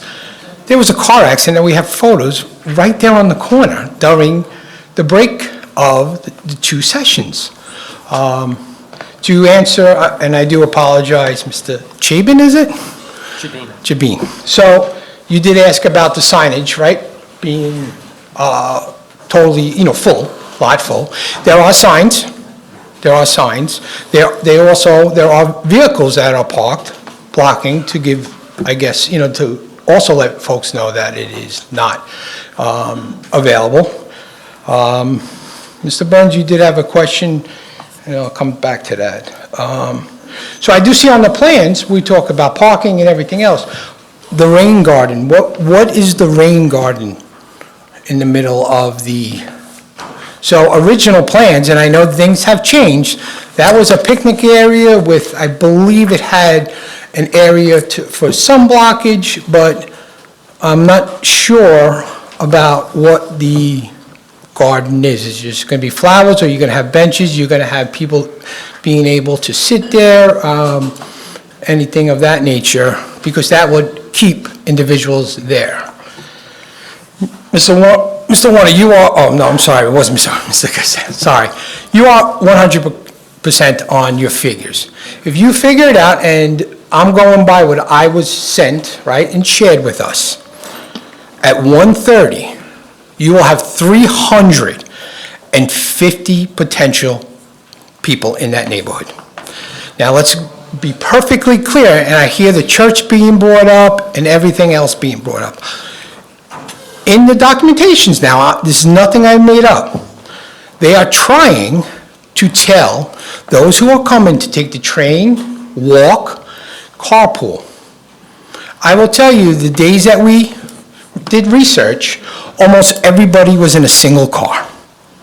So there's not, again, we're going to, even if you drop the number, you're still going to have a very large population showing up in single cars during that time. Okay? So right now, I'm just going to give you an example. Tomorrow morning, and pretty much the rest of the day, I live on South Pershing. We are now averaging, because 4 years ago, my children were not driving. My neighbor's children were not driving. We literally averaged 2 to 3 cars in front of all our houses. Those are our children, my car, my wife's car. We're doing our best to accommodate our driveways, right? So I don't know where these extra cars are going to end up going, right? So my concern, again, is I have young children who are starting to drive. Pulling into our block is extremely dangerous with everybody walking. I have more than enough from enough people that killed my computer that took videos of cars starting on the right, scrolling to the left. The problem with pulling out now is when folks pull up, they pull out, they're following the sign which is inside. However, get a few feet up, U-turns are taking place. We have been told by legal that the police department, there's nothing they can do. And that's very dangerous when you're trying to pull out. I will tell you something that happened back, I believe it was, you would probably have a better number. I think it was 2014, maybe. 2014, we were inundated for not a holiday. Holiday, as far as I'm concerned, is off the table. As far as parking. The members, somebody on there knew what happened within our neighborhood for almost 2 weeks. They actually came around with apology letters, with candy. So they do recognize what burden, as I'm there, is placed on me, which I don't think I should be burdened and responsible for parking for everybody. It's not, again, somebody brought up the church. Well, does anybody know here that the signs across right now, somebody changed them and nobody would tell me. The signs on Central Avenue state no parking from 7 to 8:30, but from 8:30 to 3 o'clock, you can park on Central Avenue. That's the only location right there where we're pulling out and in at a time. Go down to the church signs have not been changed, you are not permitted. So everything is not the same, and I just want to make that known. So, I mean, basically, I want to give you a clear picture. A clear picture, it's 25 years. This is my first time being able to address it. The old school, my parents would pick up the phone and call, right? I think that's, right now with social media and just being able to download, do information, and basically look at everything. I do have one final question I have to ask you. I am new, and actually I spoke to Mr. Burns. My understanding is that maybe Mr. Burns' department, other departments have been meeting for a number of years about this project. Is that true or false? So an application is submitted and we go through the review process. So how long did you go through the review process since this was given in 2018, is what I saw? Well, since 2000, if it was submitted in 2018, that means we've been going back and forth since 2018. Okay. So back to your comment, I think personally it would have been good to involve the local community since 2018, rather than us all sitting here today giving our opinions and what is taking place. And I understand maybe it's not something that normally gets done, but I would have been more than happy to come down and hear and give my input of what was taking place. It wasn't we didn't have a meeting. No, This was- No, I'm not saying you. That was I'm an- saying, That was an internal. yeah, Yeah, it's not a public meeting. When No. someone submits an application, you go through the environmental process, the Okay. planning process. Okay. And one of the things we always recommend anytime there's a public hearing is several months before you get your public hearing date, meet with the public. okay. So my final. And tell everyone to do that. Okay, I appreciate that. Again, And then usually if that meeting may or may not go well, they may say, let's push the meeting back so we can all get on the same page, so. okay, Yeah. I appreciate that. Listen, I'm trying to learn the process. It's not an easy process, and I'm just trying to be, respectful for what is being asked, but also to hear my voice.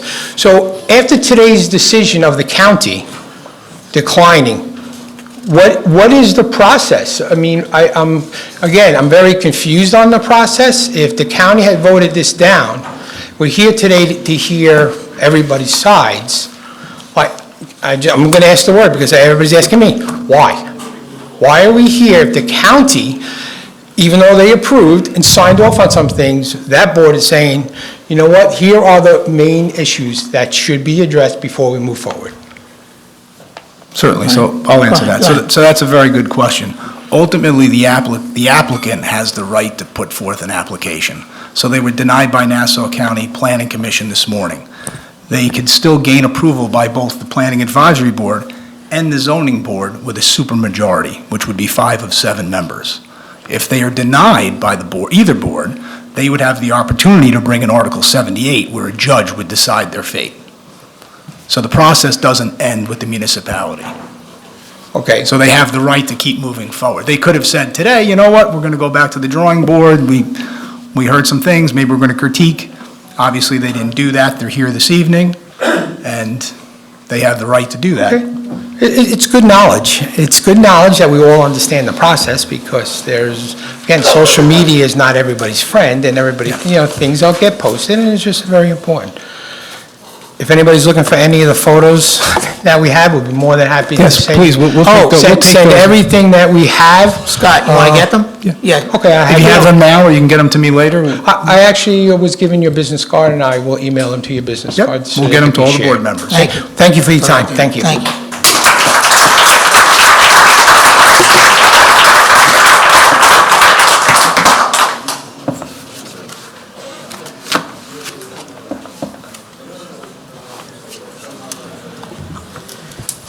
I'm shorter. Good evening. My name is Regina McGovern. I live at 213 North 5th Street in Bethpage. I do not live adjacent to this site. Most of the people, you can tell by reading the room how people in this room are feeling about this project. The idea that if we build this project, it'll look exactly the same in the parking and the safety issues, or whether or not we build this, or if we don't build this project, it will look the same. The idea is, apparently the neighborhood and the safety of this community is damned if we do and damned if we don't, because it's not working now, and apparently there's going to be no change, even with this building that's going to be 4 times the size that does not attract more people. So, no, so it's all going to be the same, but it's still not good. Your traffic expert themselves said we are above average at that intersection. It's a major intersection through Bethpage. It is 4 lanes north and south, 4 lanes east and west, with a turning lane at that intersection at each point, heading east, heading west, heading north, heading south. I appreciate the fact that they are trying to control the traffic by having one right turn come in, heading south from Stewart Avenue to go into this lot, and one right turn coming out of this lot going onto Central Avenue. However, if you're going east or you're going north, where are you supposed to go? The only thing they can do are U-turns on a 4-lane road that is extraordinarily busy. It's literally the crossroads of Bethpage. 57 accidents that they measured, 7, 8 years ago? 3 years. It hasn't gotten better. Anyone who's driven on Long Island, as a matter of fact, the New York State Transportation Safety Board, I'm pretty sure it was, just put out saying that Long Island has the deadliest roads in the state. Why? Because we all drive. Just quickly to the point of the other houses of worship, they were built in 1924. Now, I can assure you, I wasn't around in 1924, but my father was. He was born in 1915. And I have vivid memories of him explaining to me that nobody had cars. Everybody walked everywhere. We all have 3, 4, 5 cars parked in front of almost every house in Bethpage. The idea that there are less, that when those houses of worship were built, that there were not enough parking spots, then of course there weren't. There weren't enough people driving. We're talking about the standards of 2024, not the building standards of 1924, and I think that's important to be aware of. Nobody wants anyone's children playing in parking lots. And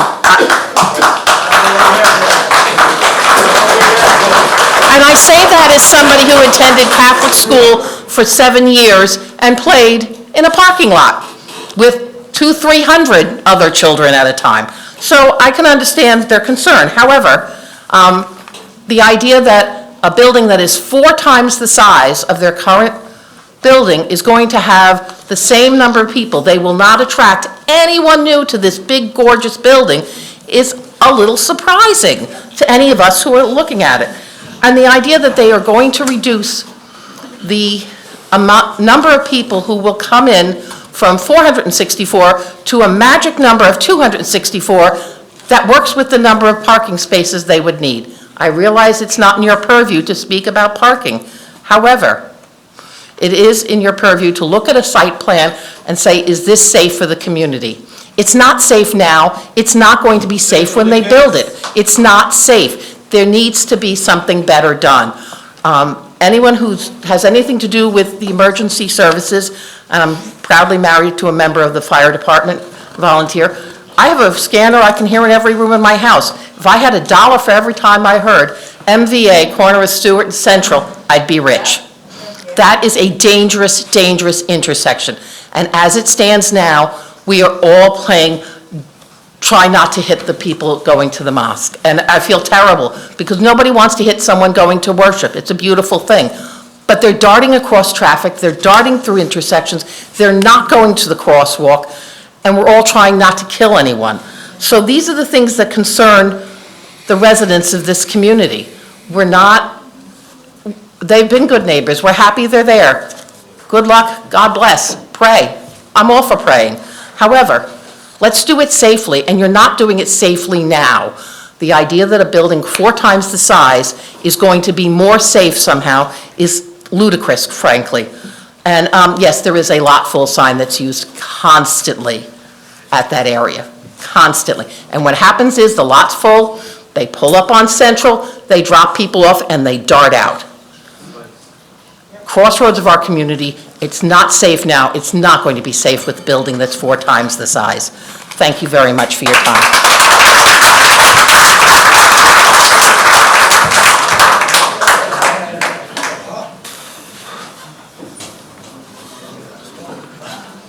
Oh,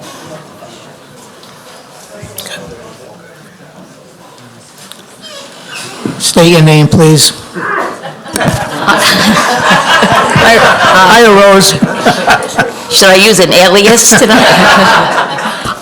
It's Rose Walker. I am a Nassau County legislator, and I do represent the area where the mosque is located and where these residents are call their home. As it's been said by so many people, the biggest issue here is the parking issue. And I could also add to that the danger of even many people being let off in the middle of Stewart or in the middle of Central, not next to the curb. They stop the car, the door is open, people get out, other people are trying to stop, make sure no one gets hurt. It is truly a safety issue there with the traffic and with those coming to the mosque. They have been wonderful neighbors. I could say they've been wonderful neighbors for years. And I too want a safe place for their children. Very big part of my life has been working with young people from years ago, involved with CYO and PAL and all those facilities that we use for our children, and staying on top of that today. My background is actually education, early childhood education, so children, young families, that's very, very important to me.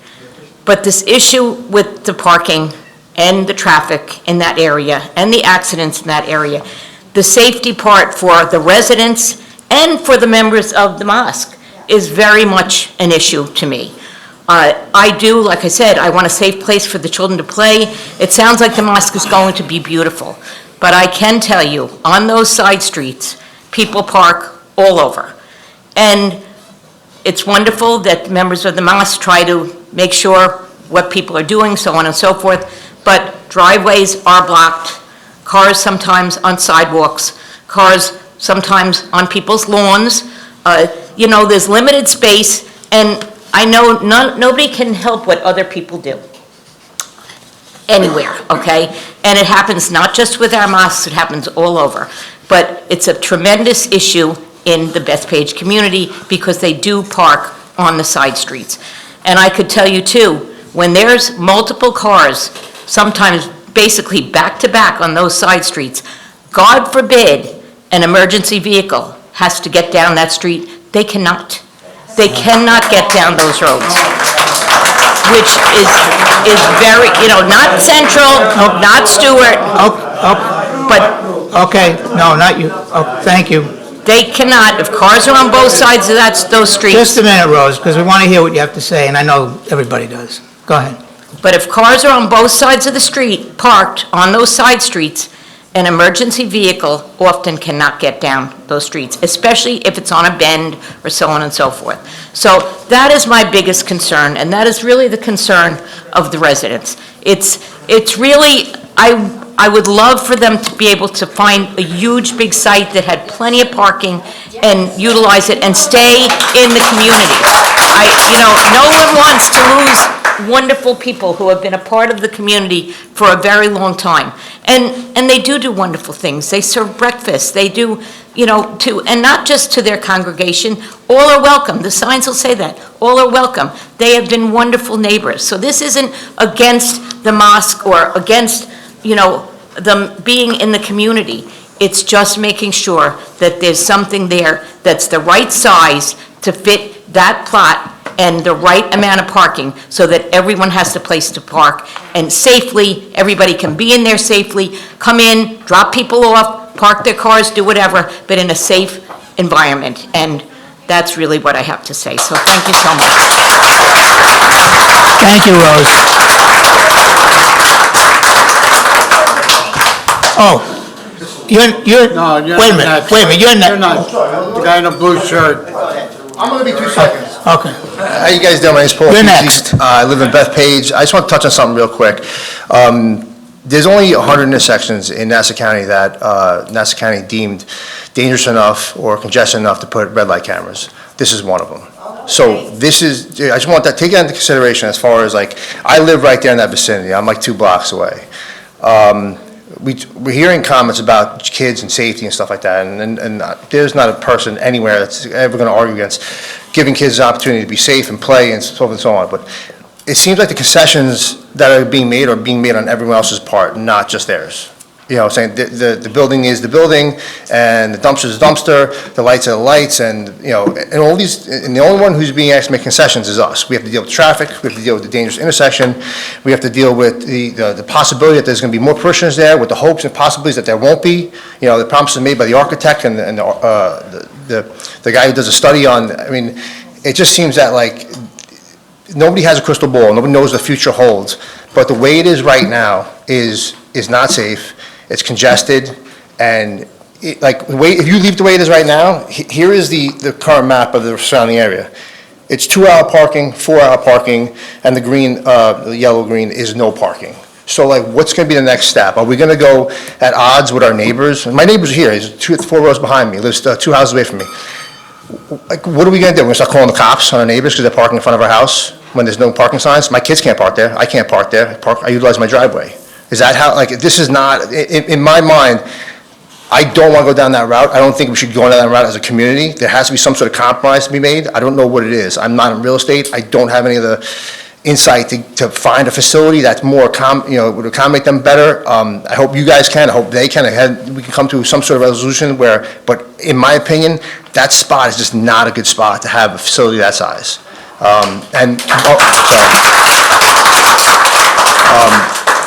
My kids aren't even allowed to utilize that crosswalk to go on the other side of Central. And they're older, they're 14 and 16. And I have a younger one also. And my friend's son was hit on a bike like 3 months ago. So, listen, I'm not gonna, woulda, coulda, shoulda, doom and gloom, possibly, we're not gonna whiff stuff to death, but just, if you guys ever get a chance, you should come down there and just take a peek, and come down there at 3 o'clock. And it's not only the building itself, it's that intersection. It is the church over there. They hold AA meetings. There's the parking is a disaster. There's the smoke shop. There's the buses come. The train gets backed up. That thing goes down all the time. The train traffic's backed up sometimes past Central. Okay, now you're coming in and out of that place. You have 1 to 2 points of egress or enter. They're going to be there right now. There's people crossing over 2 lanes, crossing double yellows, going, it's not like, it is somewhat a problem. So I just want you guys to take into consideration of that, all right? Sorry, I'm nervous too, thanks.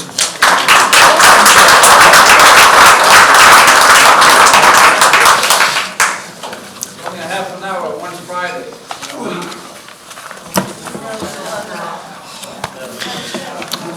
Good evening. My name is Joseph Driscoll. I live at 11 Kearney Avenue. I am directly behind the mosque. I've enjoyed a mutually respectful relationship with the mosque for 25 years. I've been in this home since 1977. The first issue I have is the orientation of the building on the plot.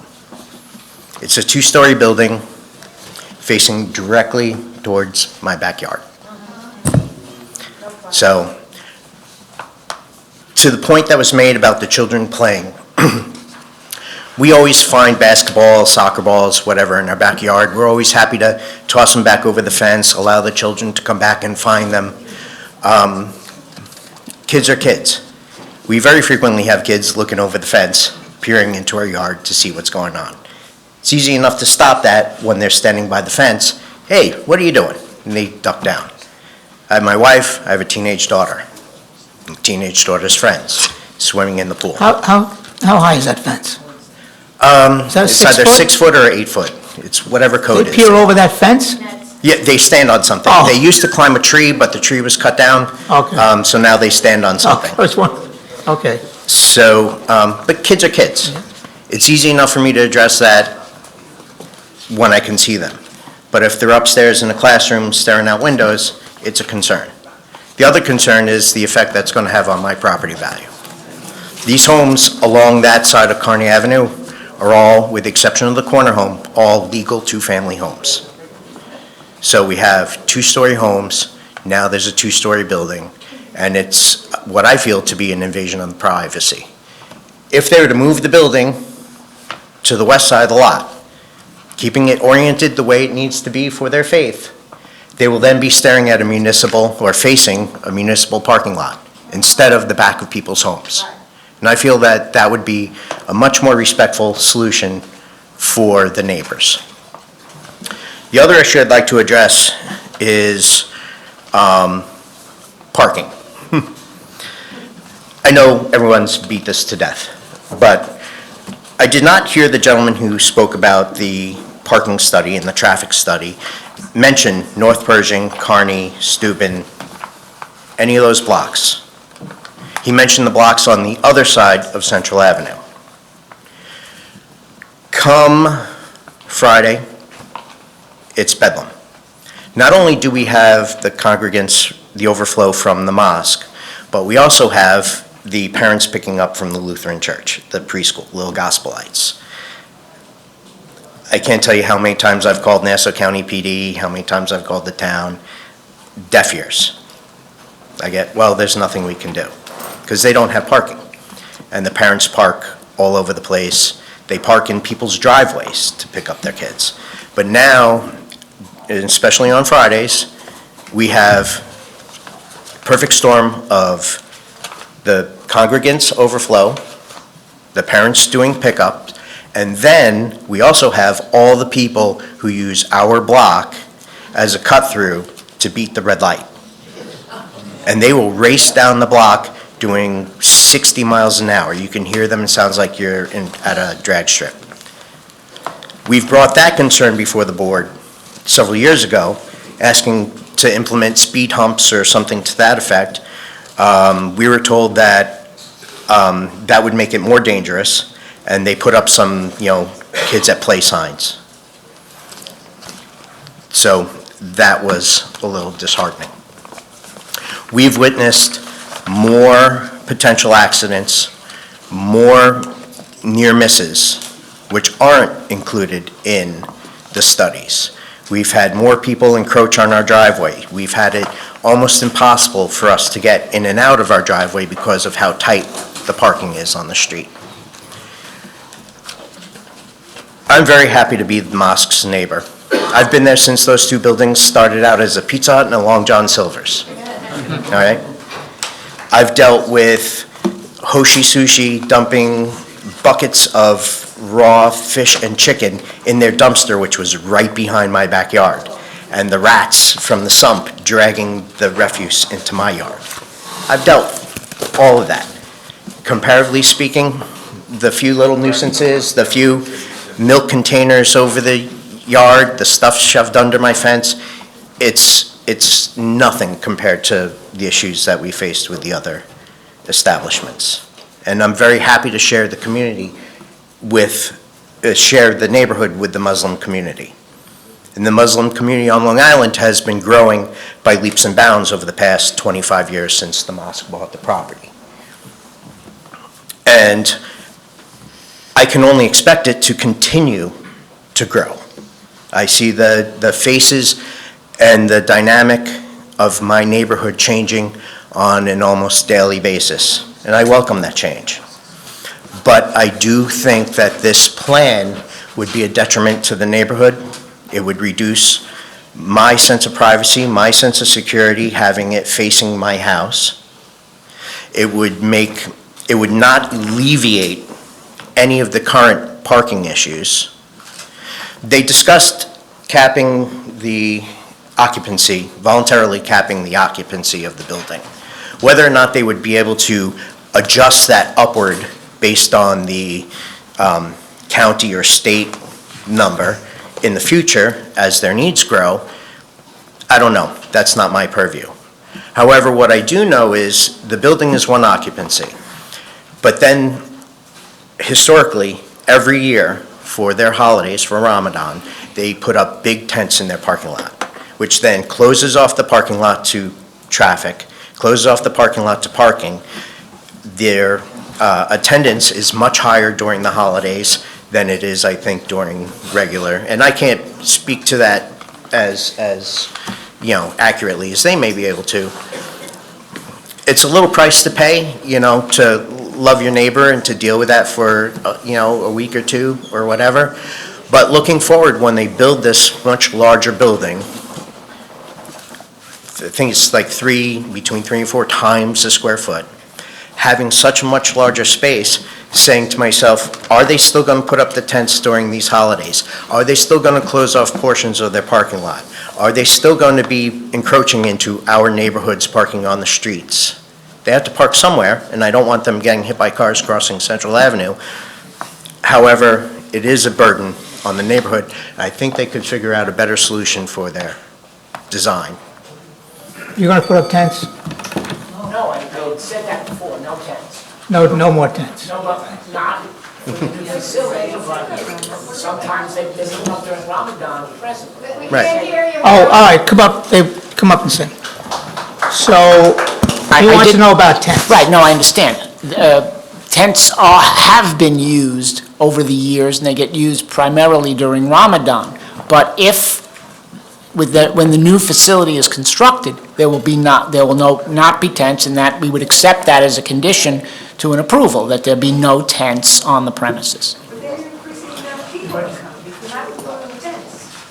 Just for clarification, the tents are usually there. The month of Ramadan, we like to open our fast together.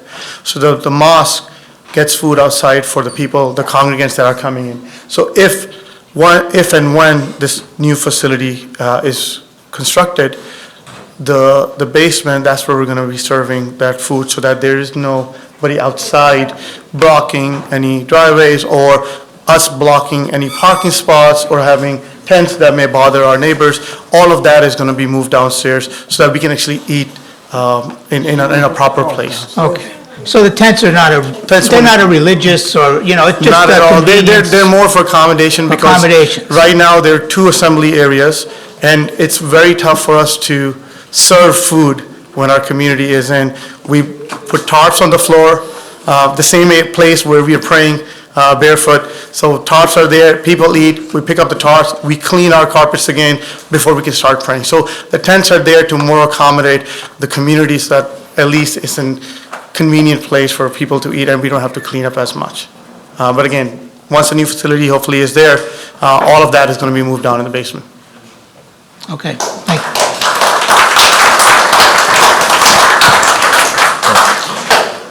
Kind of brings me to a little bit of another point discussing the dumpster. They were talking about it Now, being...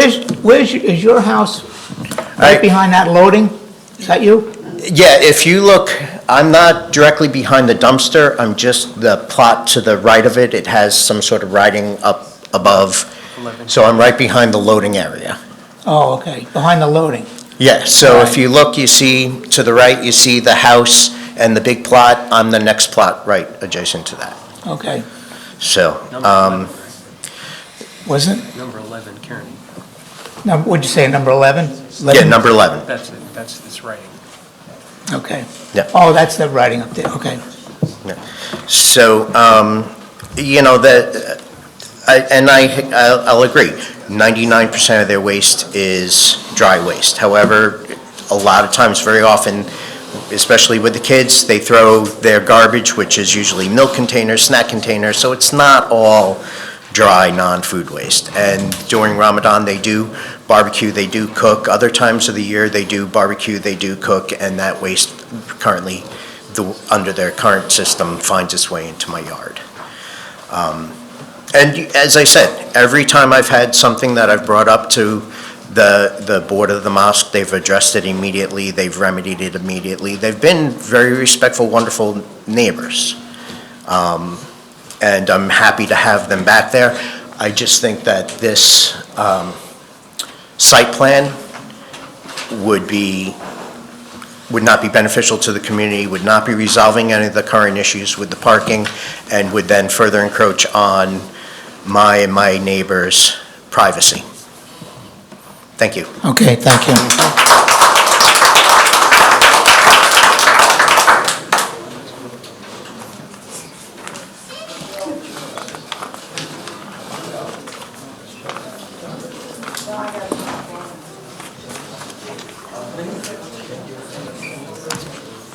Nobody wants to speak. You want to talk? No.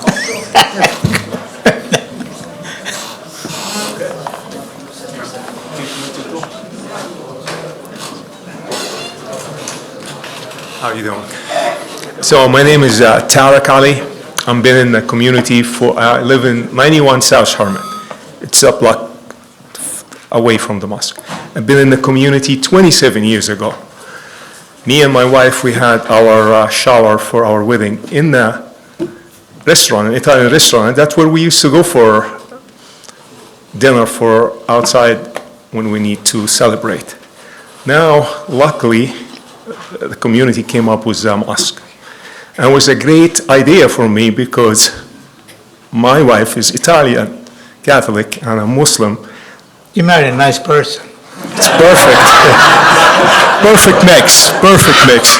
You can't get better. And I was so happy to finally find a mosque that we can pray, and we live in a community that has Catholic, Muslim, Jewish, and we all live together happily. So that was great. Great to find the mosque in the neighborhood. Now we grow in the neighborhood, and the mosque closed because we didn't do all the mosque by coding. And God is good. We found another synagogue that closing, and we bought the synagogue and become Masjid Bilal. And the community is not because of the mosque is big, community comes in. No, it's the reverse. Every small community want a small mosque right next to their house. So it's not you building it, they gonna come. No, it's the reverse. We don't want it big. We want it small, so when we go pray, we don't want the mosque to be so crowded. It's not fun. It's not, you're not gonna be able to pray and focus when it's too many crowded people. So we don't want the crowd. We want to reduce the number. The problem with what we have now, I'm retired as assistant principal of health education in New York. So now I'm volunteering every Friday to control the crowd for the parking. Every Friday. That's my job. Volunteer to. We have the community who lives here much bigger than other community. And we want to stay on the small mosque. We don't want to get bigger. Now, in the mosque, we want a good facility, we want a good parking, and everybody who lives in the community, they are so careful about our neighbor. Every pray, we have the imam here, please do not park in front of our neighbor. Please do not cross the street. Please do not. I stay every Friday, volunteer, to tell the people, please go to the sidewalk. There is people comes in that they live, that they work in the neighborhood, they don't live here. We can control that, and they don't listen. We try our best. Please do not park in front of the neighbor. I don't want anybody to park in the front of my door in my house, and same here. So please do not watch. This neighbor is our neighbor. In Islam, the first thing you have to take care of is your neighbor. So there is no Muslim here. You will be Muslim if they didn't take care of their neighbor. But what about for the people who comes in from work, they have to leave work, they have about 1 hour, they have to rush, come and pray and leave. They are the one who creating the problem for us who lives here. And this one, as much as we can, we try to do our best to explain to them, please do not park in front of So the neighbor. they're not part of your group. They're coming in and using your mosque to do their prayers. Correct. And then going with it. To their In other work. words, they're using your prayer time Correct. at your mosque, but they're Correct. not your members. No, we do not have membership. There is no member in the Muslim. You know what I mean? They're Yeah. out, they're not part of your, No, they're not. However, we cannot close the door. Anybody want to No. pray, you're welcome. Right. Please follow the rules. Some do, and some, they don't. And they create the problem for us, which is, in any community, it's understandable that not everybody listen. And that's why we try to, the two buildings, they don't look good. We want to take care of our neighbor. We want to retake the two buildings, same facility, same thing, put them on the top of each other and go down. They're not going to be huge. It's the same amount of space. They go on the top of each other, going down. We don't have enough number of parking, but it's going to be the same thing. What's going to get out of it is the beauty of the new building and hopefully better control of the traffic. And that's what we're trying to hope to get. And that's in just plain points. Any other questions? I'm glad I called you. You're an important person over there with the parking and the directing of the cars, because that's always, no matter what you have, getting people in and out safely is paramount. I don't care what it is. That's my volunteer work every Friday.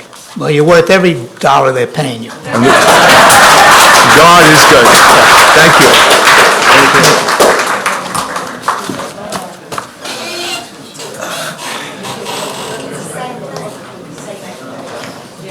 Okay, so I'm Patricia Rosano, and I've been living in Bethpage. I emigrated to this country from Italy, so, and I've been in this country since 1974. You got And dual, in Bethpage- you got dual citizenship? I am. Good for I am, you. and I'm actually going to Italy with an Italian passport.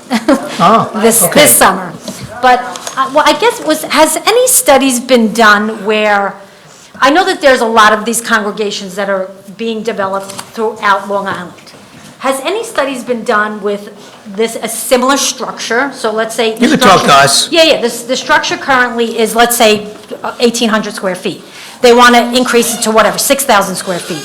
Has there been any 16,000, right, 16,000. I'm just using hypothetical numbers. Have there been any studies where the other congregations that are the same size, how many people those congregations attract? Because as he mentioned, people come from outside. It's not just, he just admitted, correct, that people come from outside, not just their own congregation. So has anybody done any type of research to identify a similar structure in a very similar town, whether it be, Nassau or Suffolk, how many people are attracted in those facilities? Does anybody have those studies? Can anybody come up with those numbers? Can anybody answer that question, or is there a, We don't have any You don't have any data comparison. on that, no. I think that the general point is, as was let's- stated, that anyone who wishes to come is welcome. So the gentleman stated that some folks who work nearby tend, so come. each mosque is individual, basically? I mean, you don't have But anybody can go to any mosque, yeah. and they're welcome But there, you don't is have the any point. size and shape, configuration, You mean in terms of the building? the building, each one is Each built one is differently. designed to pursuant to For the for desires for of... the area, yeah. Right. Okay. Right, so, I mean, it just doesn't sound realistic that you're going from a structure that is now, again, hypotheticals out there, 1,000, to increasing it 4 times the size, and you turn nobody away, that no, you're not going to attract additional parishioners to come to that facility. I mean, we already have a parking issue. I've been here since 1974, okay? My kids were grew up in this district, my whole family's been in this district. I've seen the traffic, and, the traffic studies that were done, if I'm not mistaken, were not recent traffic studies. And as John mentioned earlier, since COVID, most people are working a hybrid schedule, myself included. Most people are home. So why are they not submitting reports regarding current statuses of what's going on versus from 2017 or 19 or 2020? I mean, since COVID, clearly there's more people working hybrid and working from home. So those studies, in my opinion, shouldn't even be considered. It should be a more updated study. So, Good point. that's all I have. Does anybody? Thank you. Thank you.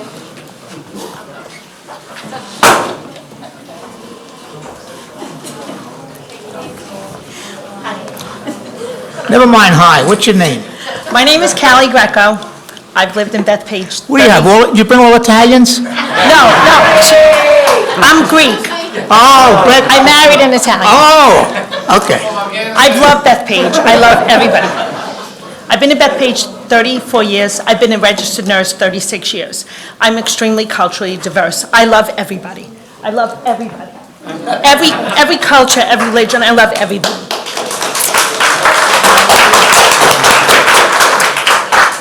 I do know that we want them to be happy, and we want to be happy.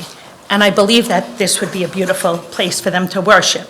But I also believe that if they found a bigger spot, like by Grumman, there's, I think, a Chinese worshiper? Korean. Right, Korean.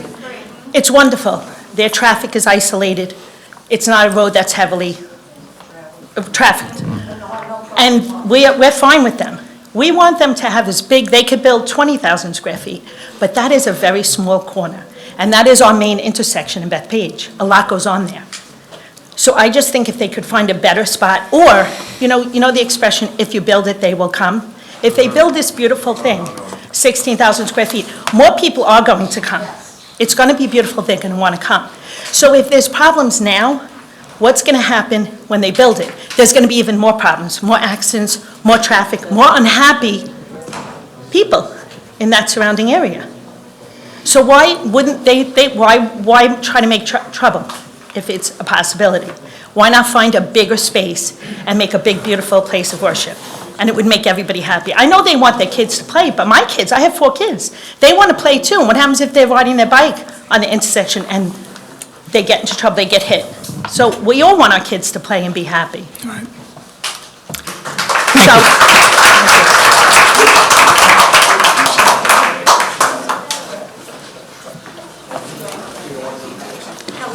Bismillahirrahmanirrahim. Again, my name is Moeen Qureshi, resident of 48 Central Boulevard, Bethpage, New York. I think a lot of people have a lot of misconceptions here. And I think the board probably needs to be a little bit more educated on how we operate. If you can let me finish, no. If you can let me finish, please. Just understand the structure. Currently, it's 2 buildings. You've heard that multiple times. We're trying to combine these 2 buildings into one. And why we want to do it, I think that's the question you need to ask us, that why are we building, we have almost 5,000 square feet right now, why are we building this monstrosity that a lot of people are labeling it online for 16,000 square feet? Small example. We have the evening school from 5 to 7. Do you know where we teach our kids? We have makeshift classrooms in the assembly area. Our kids, they sit on the floor, they don't have tables, they don't have chairs. The walls are curtains, so that, next class, next to them, if somebody's screaming, we can't even teach next door. So what we are asking, what we're trying to build here is, hey, give us classrooms for our kids. I mean, you all have kids, you all have grandchildren, all the people that are here, do you want to teach your kids on the floor, on the carpet, without any chairs and tables? No, you could just address us and the guy. We have 3 bathrooms in the 2 buildings right now. Just the evening school, which has over 90 to 100 kids, we're below, everyone's almost age 12 and below there. Now imagine for 2 hours those kids are there and using only 3 bathrooms, the type of mess they're making there. What we're asking is we want to build some more bathrooms. Give us facilities to these kids. Can you imagine the amount of stuff we have to clean up every day, after the school session? The third thing, what folks need to understand is, in the Muslim faith, we have to perform a ritual before we pray. We have to do ablution, wash our hands, wash our arms, face, feet. Currently, we have between the 2 buildings, almost 12 to 14 stalls for the number of congregants that we get. What we want to do is have some more stalls for the people. So we're not asking, hey, you know what, let's have another assembly area. We're asking for classrooms, we're asking for bathrooms, we're asking for these stalls where people can come and then do the ritual. I think what folks need to understand is the 16,000 includes that space. We are counting the space in the bathrooms to pray. I mean, that's what's happening here, right? The 16,000 square feet includes the bathrooms. And I think everyone's expecting that whole 16,000 is going to get filled up with congregants. I don't think any religion allows, or anybody allows to go and pray in the bathroom. At least not in my knowledge, not the Muslim faith, not the Catholic faith, not the Christian faith, not the Jewish faith. Right. We talked about the play area earlier. We want to have a space for them. We want to have a space for our kids. And at the end of the day, it is not a pretty looking building. We want to beautify it. During COVID, I have most of the volunteers sitting here. We were one of the central facilities that was providing free grocery to all the locals, to within Nassau County. We did over 150 meals, and do you know where we kept the meals? In the assembly areas. So we want to do all these things. We're not saying, again, the point here what I'm trying to make is, we're not increasing our congregants. These spaces, they're going to be used for bathrooms, stairways, stalls. Currently, libraries, I mean, there are things that are not going to accommodate people that are going to be coming and praying. We want to have counseling for our congregants. You know where counseling happens now? Either in the assembly area in the corner, where everybody's looking at you, hey, what is, Moeen talking to the imam about? Maybe he has a problem at home, or maybe he needs some money or something, or in the corner of the parking lot where everybody was coming out and looking at them. We want to have a place for that. So for us to get penalized on the 16,000 number that everyone's talking about, I think we need to go back and just understand, and that's where I came up with that. I want to make sure that you guys understand how we pray, how we operate. And again, the point was just for you guys to understand so that you can take that into account when you make your decision. And for our neighbors as well, so that you guys can understand that we are not coming here and building this monstrosity for any reason. We just want to make sure that we have the right services and facilities for our current people. So you tell us, my first question again, do you want your kids to study on the floor? Do you want your kids to be on the carpet with their books in their hands, no tables or chairs, makeshift classrooms with curtain walls? Thank you. Thank you. Thank you.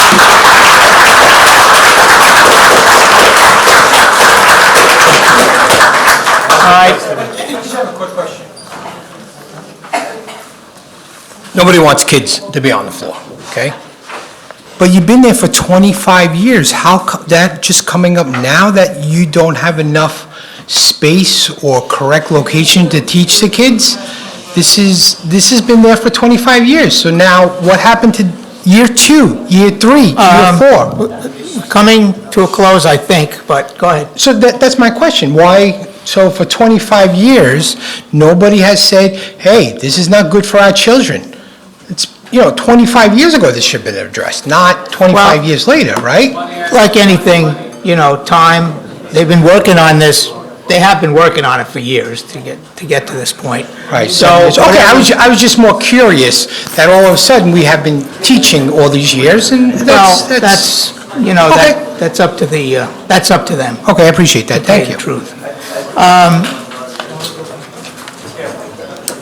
Just to answer your question, the gentleman's question, we initially started in 2018, as Howard mentioned. We started with one facility, the property next door, 300 Central Avenue, came up for sale. We purchased that property because of the expanding needs of the community about 12 years ago or so. Over the last couple of months, we actually purchased another property in the vicinity because of the expansion of programs. So we have been expanding. The construction plans have been with the town since 2018. We have been going back and forth to address the concerns that the town has raised. So, we are working. It's not a new thing. It has been in place for a number of years now, so. Okay, thank you. Thank you. If there's no other comments, I know that the evening, you want to speak? All right, the guy in the green shirt,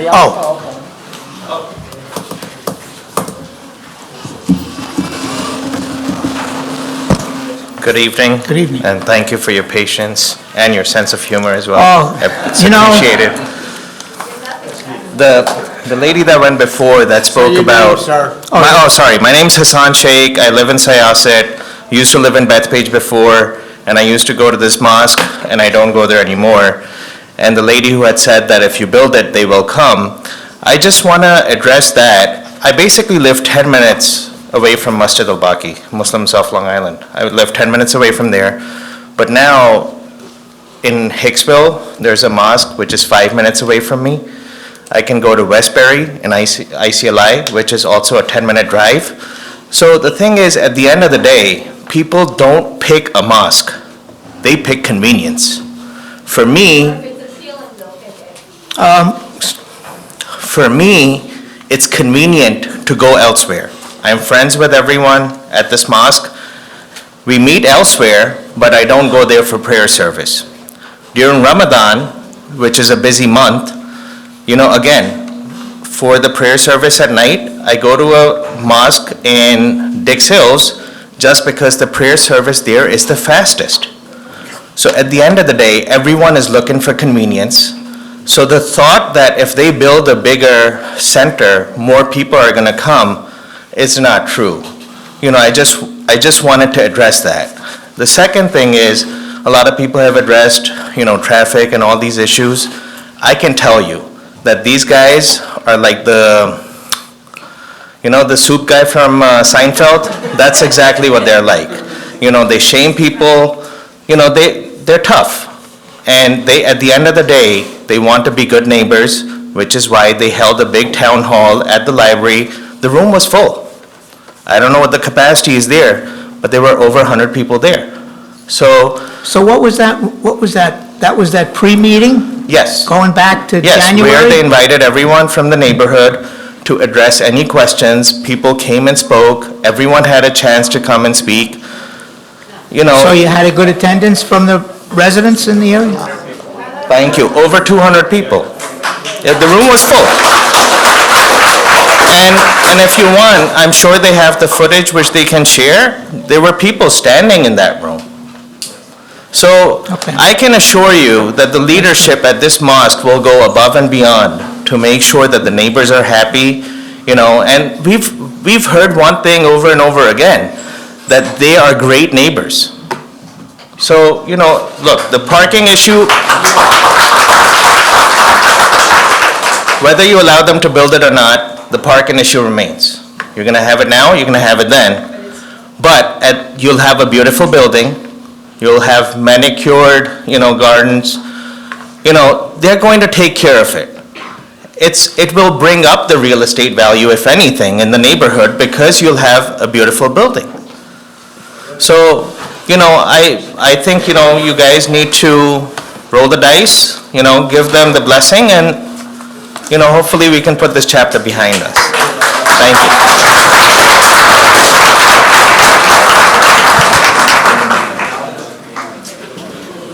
First of all, to address the elephant in the room, I'm not Italian.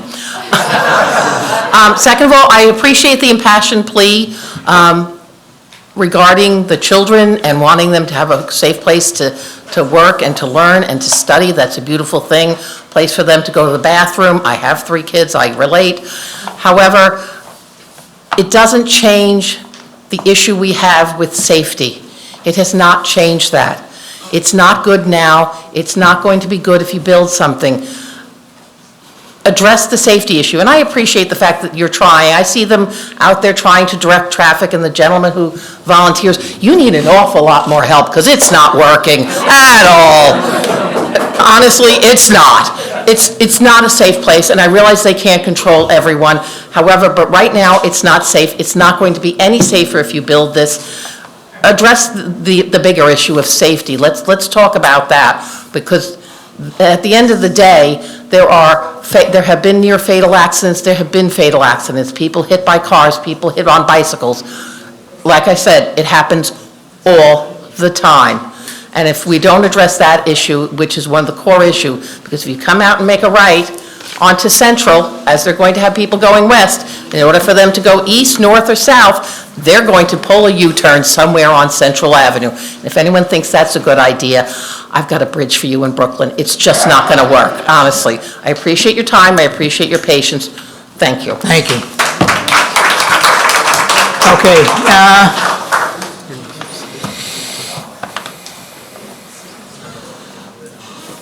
How you doing? My name is David. I'm from Zoran and Farmdale, so I'm a few blocks, a little bit away, but I go by that area. My in-laws are nearby and everything, so I know it pretty well.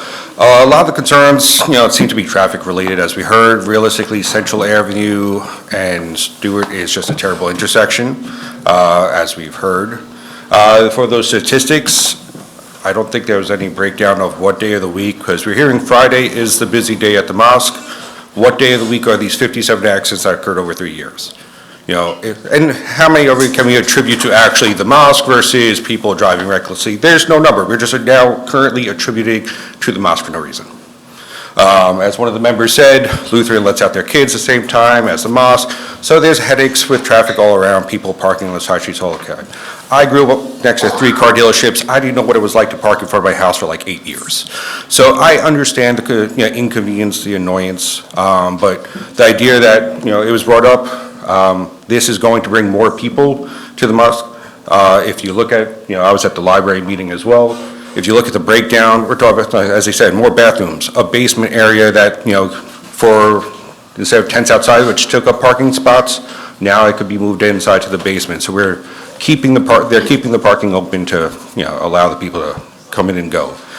Getting rid of those 2 curb cuts, if anyone knows making that right turn and people are trying to get in and out, or they're trying to get in just to see a sign that says parking is full, now they're stopping before they go again.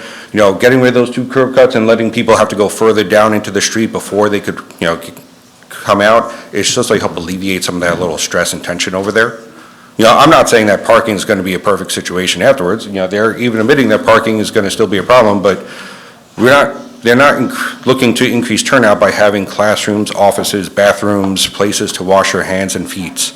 That seems to be the request, and, to try and make it, the idea that's going to increase, to 400 people when that's not even the case now, it just seems a little bit of a stretch. And I just wanted to say that. Thank you.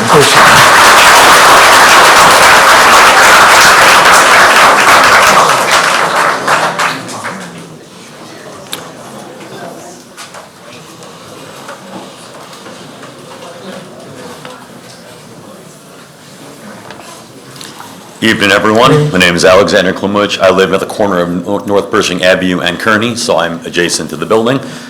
I've listened to everyone tonight. I'm going to withhold my comments on parking for the more appropriate venue, but I would just want to, I think, ask the million-dollar question, maybe propose something that works for everyone here. We're all good neighbors. Here's what we're doing. So why not readjust the plans, reduce the capacity to the 256, keeping the parking lot at 88. That way we don't have to work on an ethereal number of trying to keep people in and out as possible. And then it's status quo. We got the parking, it is what it is, we're not doing that. And then that way, there is no opportunity for the growth that seems to be a concern, more parking to be a concern like that. That's the million-dollar question for me. I have come before this board, the zoning board, and lost twice. Okay, I've had to amend plans and come back. It happens. That's living in the town of Oyster Bay. So, thank you. But it's a good place. Thank you, thank you. Scott, I don't see any hands. You want to make a, you going to come up? Yes, I want to. Oh, and Howard, yeah. My name's Catherine Fezet, I live in Sunny Lane. What I want to address is I worked for a Pakistani doctor for over 25 years. So I know your culture, whether it's Indian or Pakistani. I've been invited to all the weddings, the funerals. I've been very involved with the community and the people. We all love you. I don't want you to think that we don't want you here. It's just a question, they want to find a bigger place for you so you can be comfortable. We're worried about your children as well as our children. So I think that the builders and everybody should look around for bigger buildings and make us all happy. Thank you. Thank you. Okay. Let's go, Howard. I'll keep it short. You got kids in here. They have to go. You got school tomorrow? Summertime there. Oh. I just want to clarify for the record a couple of the points that were made about the traffic study. All right, let's listen. Go ahead. The only data that was from 2017 to 2019 was the accident data, and Mr. Mueller explained that that was done that way because they didn't want to take accident data during the COVID period. The actual counts regarding the experience and the availability of parking on street, et cetera, that was all done in 2023. So that's current data. So I just want to make sure that that was crystal clear to everyone. As far as, and again, I just want to stress this, there's been a lot of discussion about the intersection, that it's a challenging intersection. We must not forget that it's under the jurisdiction of Nassau County, and that this plan has been approved by Nassau County Department of Public Works. And in doing that analysis, they concluded that it's a much safer scenario to only have the two access driveways, the one on Central and the one on Stewart, rather than the existing four. So that's an improvement right away in terms of safety. Now, we don't exacerbate the level of traffic that intersection sees. The report shows that the level of service, which is a term of art in the traffic analysis world, doesn't change at all from what it currently is, based and as impacted by this proposal. No impact on it whatsoever. So, yes, it's a busy intersection, and you have the train there, and you have all of these things, but that is not something that is attributable at all to what we're trying to do. This property is zoned for this purpose, and it's permitted, and like I said before, it complies with every aspect of the town code except for the parking, and I'm not going to repeat all of that. But I do also want to point out, take a few seconds and talk about the legal standard. I don't want to make all kinds of legal arguments, but it's important not only for the board, and I'm sure the board is aware, but for the folks who are here.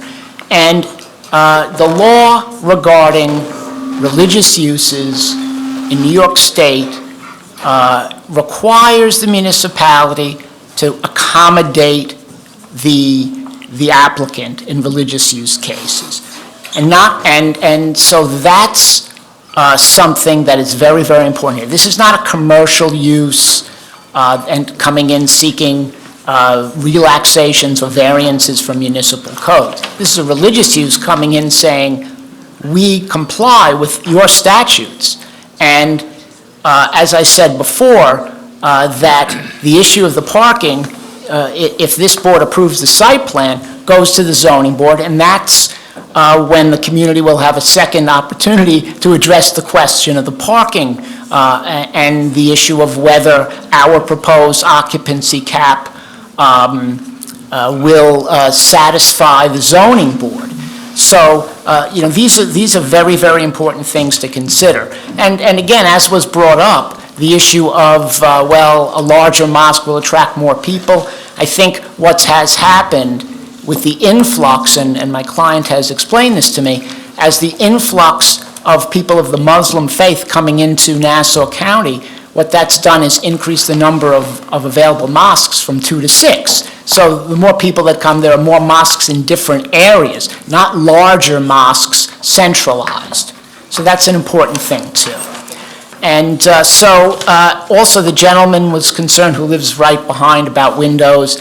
I don't believe that there are any windows directly facing his property, but if there are, we will agree to glaze them so that no one can see and look down from any existing windows that would pose a problem. Again, they do want to be good neighbors, and things like that, they will be happy to accommodate any concerns.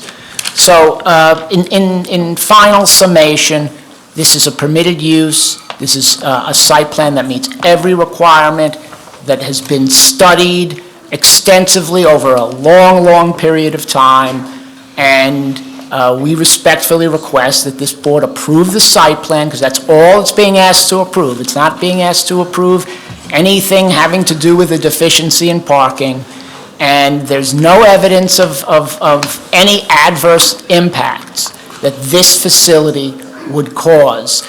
All of the issues that you've heard tonight are existing conditions, whether it be conditions that were discussed regarding a particular time when school is out and the church's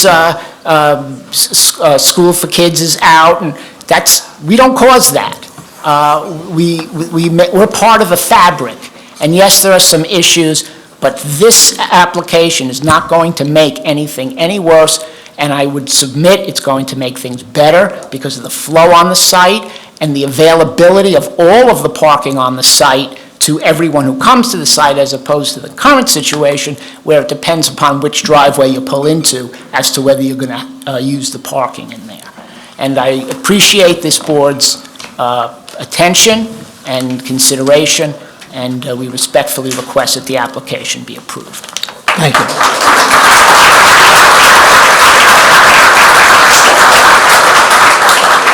Okay, Mr. Byrne, make a motion? Chairman, based in light of the Nassau County Planning Commission denying the application this morning, we haven't received that resolution and reason for denial. Also, there was a lot of testimony this evening. I think we should all digest it, so I'd like to make a motion to close the public portion of the meeting, to leave the record open for 30 days, and have this board reconvene on September 12th, 2024, to render a decision. Okay, is there a second on that motion? I'll second it. Who second? Okay, Okay. call the roll. Voting on the motion by Member Byrne, seconded by Member Warner. Chairman Stanko. Aye. Member Di Leonardo. Aye. Member Chabina. Aye. Member Warner. Aye. Member Castellane. Aye. Member Byrne is aye. Chairman, the motion carries. And I want to thank all of you for your patience. I know the hour is late, and safe travel home. Before everyone leaves, I just want to add that anyone that wishes to watch this meeting starting tomorrow, you can do so on the town website at oysterbaytown.com. Also, if you want to send in any correspondence, the record will be open for 30 days. You can send that to my email. It's sbyrne@oysterbay-ny.gov. Again, that's sbyrne@oysterbay-ny.gov. Thank you. And Howard, you will have an opportunity several weeks past the 30 days to respond to this board. After all the correspondence come in, you'll get copies. Motion to adjourn? Motion adjourned. So moved.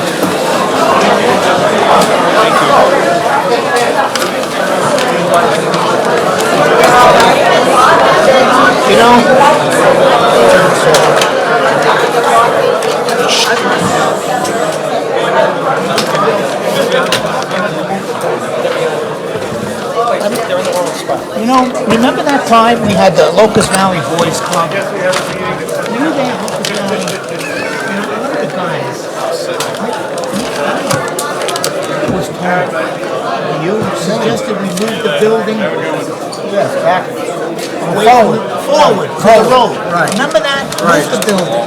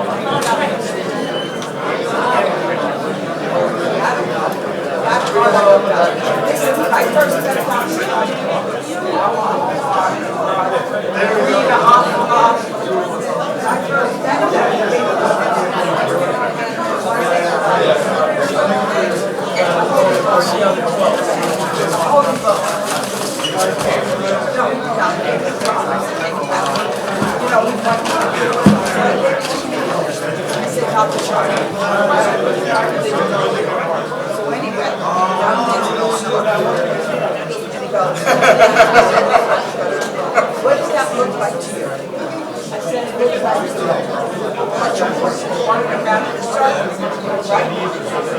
Yeah, no, it was never. Yeah.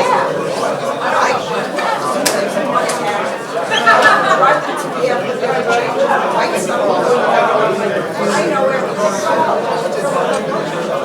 Well, you know what? I got so close when I got was I was going to say that you put out a breakfast here. Yes. You know what I'm saying? I don't feel nervous.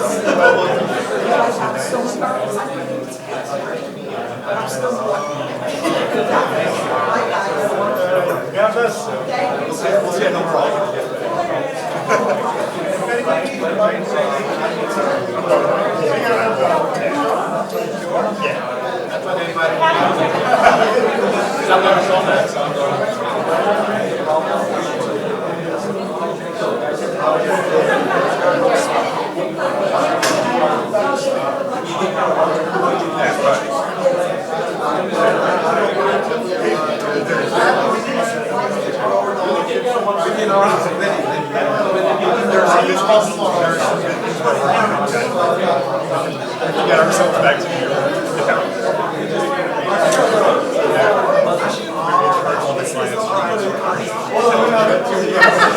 Exactly, so other people.